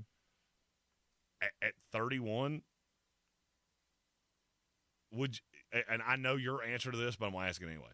Would you take Denzel Boston or one of the D tackles? The D tackles. Really? Yeah. I got my eyes. Expect I that. got my eyes on one that could be there. I don't think he's going to be there. Caden McDonald, Peter Woods. If Peter Woods, if whatever it is that's out there about Peter Woods making people uneasy, I look at Peter Woods and I think he could be a hell of a piece in that New England front. The only thing I know is that the Cincinnati Bengals were all in on Peter Woods till they went to his pro day, and they immediately went, anyone else? Mm-hmm. Jonathan Allen, here we go. I agree with you that I probably would not take Boston solely because I don't know what it is about him. I don't know why he's falling. Somebody, if there wasn't something terrible out there, somebody would have jumped up and the fall would have stopped. Mm-hmm. He shouldn't be there at 31. I also don't know that he can beat high-level competition. I don't know that he can be a one. If I'm taking a wide receiver in the first round, I need him to be one. Mm-hmm.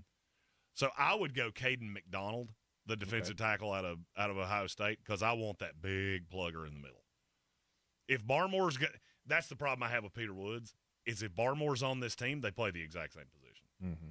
And the closer we get to this, the more convinced I am that he will be. Following along with my with my computer over here, I opened up a mock draft, and Denzel Boston went 29 to the Kansas City Chiefs, and Caden McDonald went 30 to the Miami Dolphins. Went 30 to the Miami Dolphins, who need a fifth defensive tackle. Yeah, they need anything but Caden McDonald. That's the one Gary Busey you can do in this, which makes it the most likely thing that Miami's going to do. Right. But I would lose my mind. Yep. I think McDonald will be there. I've liked him the whole time because I love the secondary for New England, and this really amps me up against the run. Okay. And it's already a good defense. I'm just trying to make it better. All right. Caden McDonald is the selection there. And then New England comes up next. Makai Lawrence. This is where he goes. Okay. This is where he fits the best, and this is where it does not matter that he does not hold up against the run. This is also where it doesn't matter that he played, Big 12 competition at Central Florida. I do not know why we do this every single year, that we lose our minds about a player that comes out of the Big 12 and nobody seems to care. They didn't play anybody. And then they come into the league and everybody goes, how did we not see this on tape? Because they're playing glorified flag football.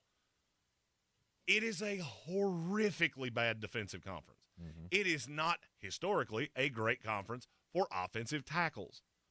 They put up big numbers, and when you see guys like Makai Lawrence that had, 20 sacks? They had 20 sacks in 4 years. Everybody loses their minds. Mm-hmm. He is raw as all get out. But he does kind of remind me of Caleb Chason, who worked in New England and has not worked out all that well anywhere else. But is he available at 63? I think so.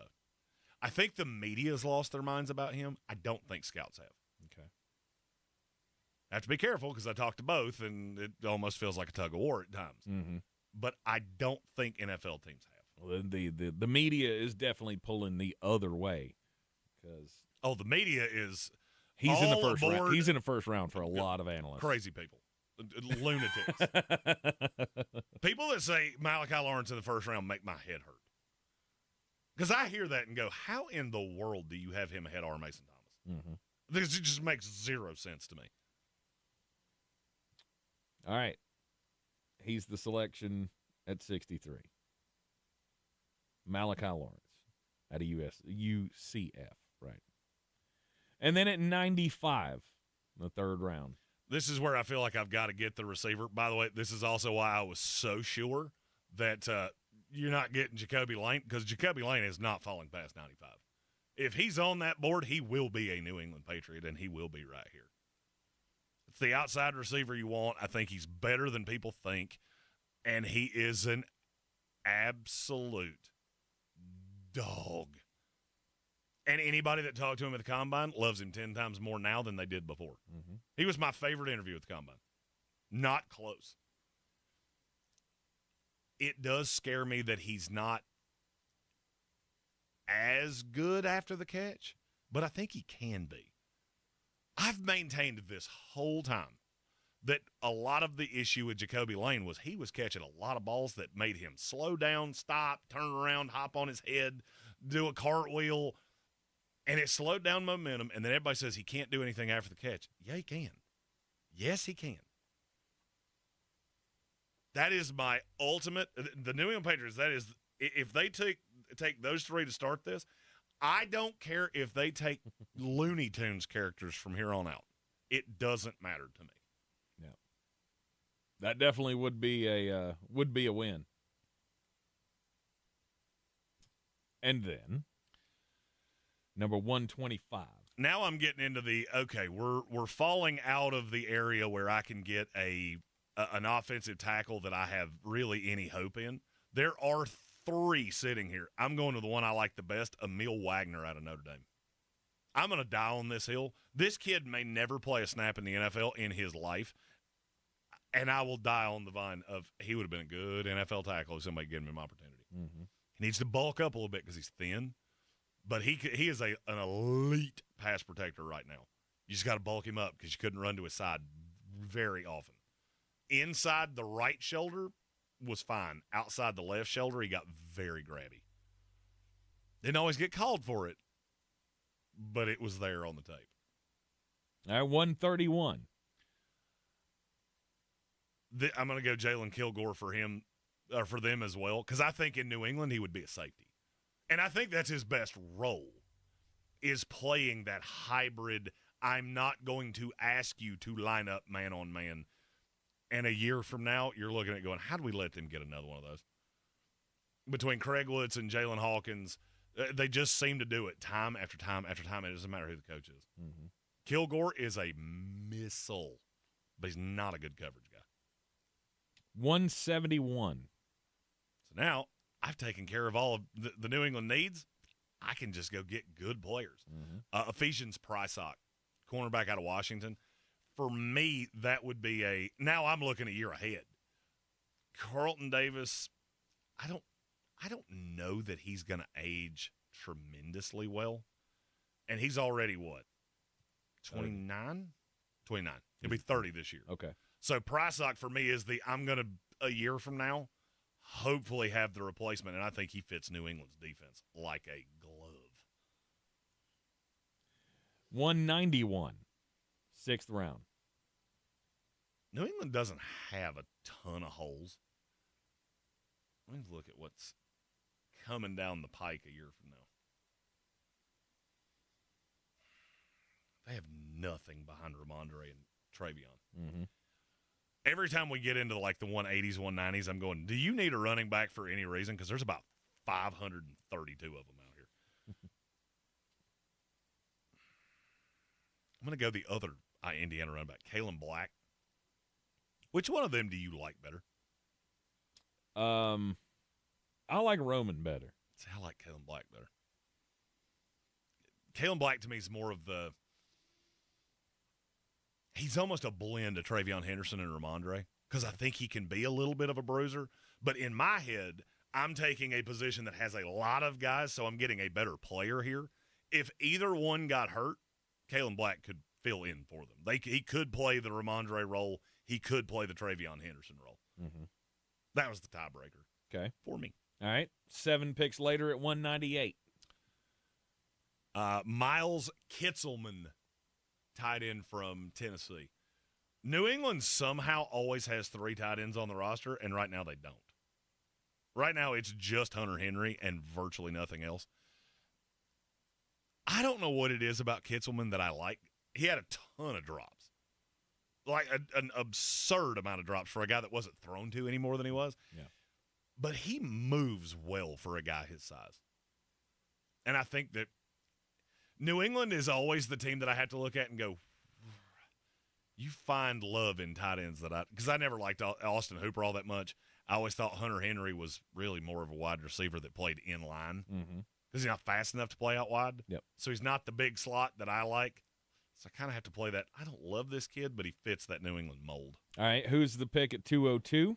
Matt Gulbin, center guard from Michigan State. I think he can play both.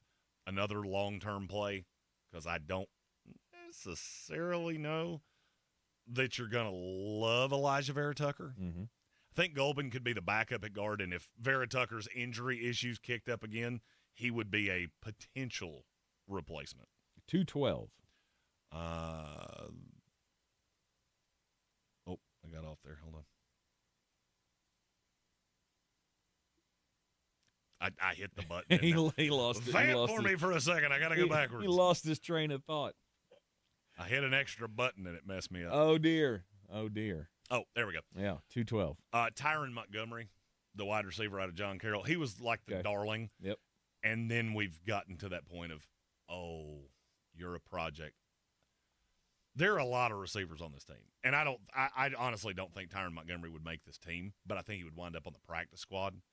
And him and Efton Chisholm, Kyle Williams, they fit that very slotty second team for New England. You've still got Mac Hollins. All right, and then the last one at 247. And then 247, we're taking I like to call these shots in the dark. I do not know what it is that people like about this kid. I don't understand it. Oscar Delp, the tight end out of Georgia. Yep. I was flipping through the beast from Dane Brugler earlier. He has Oscar Delp as his 4th tight end in this class, and that is I want to text him and go, can you explain that to me? Because I don't get it. He had 6 plays in however many years he was at Georgia where you went, if he did that all the time, but he didn't. No. He was supposed to be the next Brock Bowers, and then the scheme changed. Either the scheme changed or when Gooner Stockton and Carson Beck came into the fold, they went, I'm not throwing to that guy because I don't like him. He is incredibly athletic, and he's got good hands, and he's got some crazy athleticism to be able to stay up when he gets hit. He just wasn't used enough at Georgia for me. And maybe that's it. Yeah. I just didn't see it on the tape. Yeah. But he does strike me as a New England tight end that they would love, which you can write your own joke there. Yeah. That is your A-plus mock draft in the Sportsocracy. You're on ESPN Asheville. We'll be back with you tomorrow at noon. We'll do the flip side, the NFC East A-plus mock drafts. See you then. ESPN Asheville, your mountain weather forecast. Absolutely stunning looking afternoon. A little touch of cooler air coming in, but still lots of blue sky with a few clouds around, low 60s. Tonight, becoming cloudy for a period of time, mid-30s. Could be some patchy frost early Thursday, but for the most part, we'll get sunshine back upper 60s. Friday, sunshine upper 70s, and sunny over the weekend, close to 80. From the Weather Channel, I'm meteorologist Ray Stajic. This report is sponsored by Positive Coaching Alliance. Got issues with youth or high school sports? Positive Coaching Alliance can help. PCA, a national nonprofit, offers more than 1,000 free online resources for youth and high school sports coaches, parents, students, and administrators. Visit PCADevZone.org. Your one stop for advertising? Call 844-844-IHEART. Start your spring cleaning with Zero Res. Get 3 rooms of carpet clean for $109 plus a free hallway. No soap, no residue, no harsh chemicals. Just a deeper clean that lasts. Plus, now you can also take $100 off air duct cleaning and breathe clean air. Visit ZeroResAsheville.com. The iHeartRadio app now has presets, just like in the car. You're our number one. Make us yours. ESPN Asheville, the Mountain's favorite sports station, streaming 24/7. Your home for the Sportsocracy. Weekdays at noon. The Tar Heels and Atlanta Braves baseball. It's Matt and Bowen. If you've ever had an opinion about a celebrity, a movie, or a random woman on TikTok, this podcast is for you. Listen to Las Culturistas on the iHeartRadio app or wherever you get your podcasts. At Ingalls, we celebrate the amazing women who show the world exactly what it means to throw like a girl, hit like a girl, play like a girl, and dream like a girl. Ingalls, we're with you every step of the way. Portions of the following program were pre-recorded. ESPN Asheville. Yeah. WPEK Fairview. WMXF Waynesville. An iHeart radio station. Guaranteed human.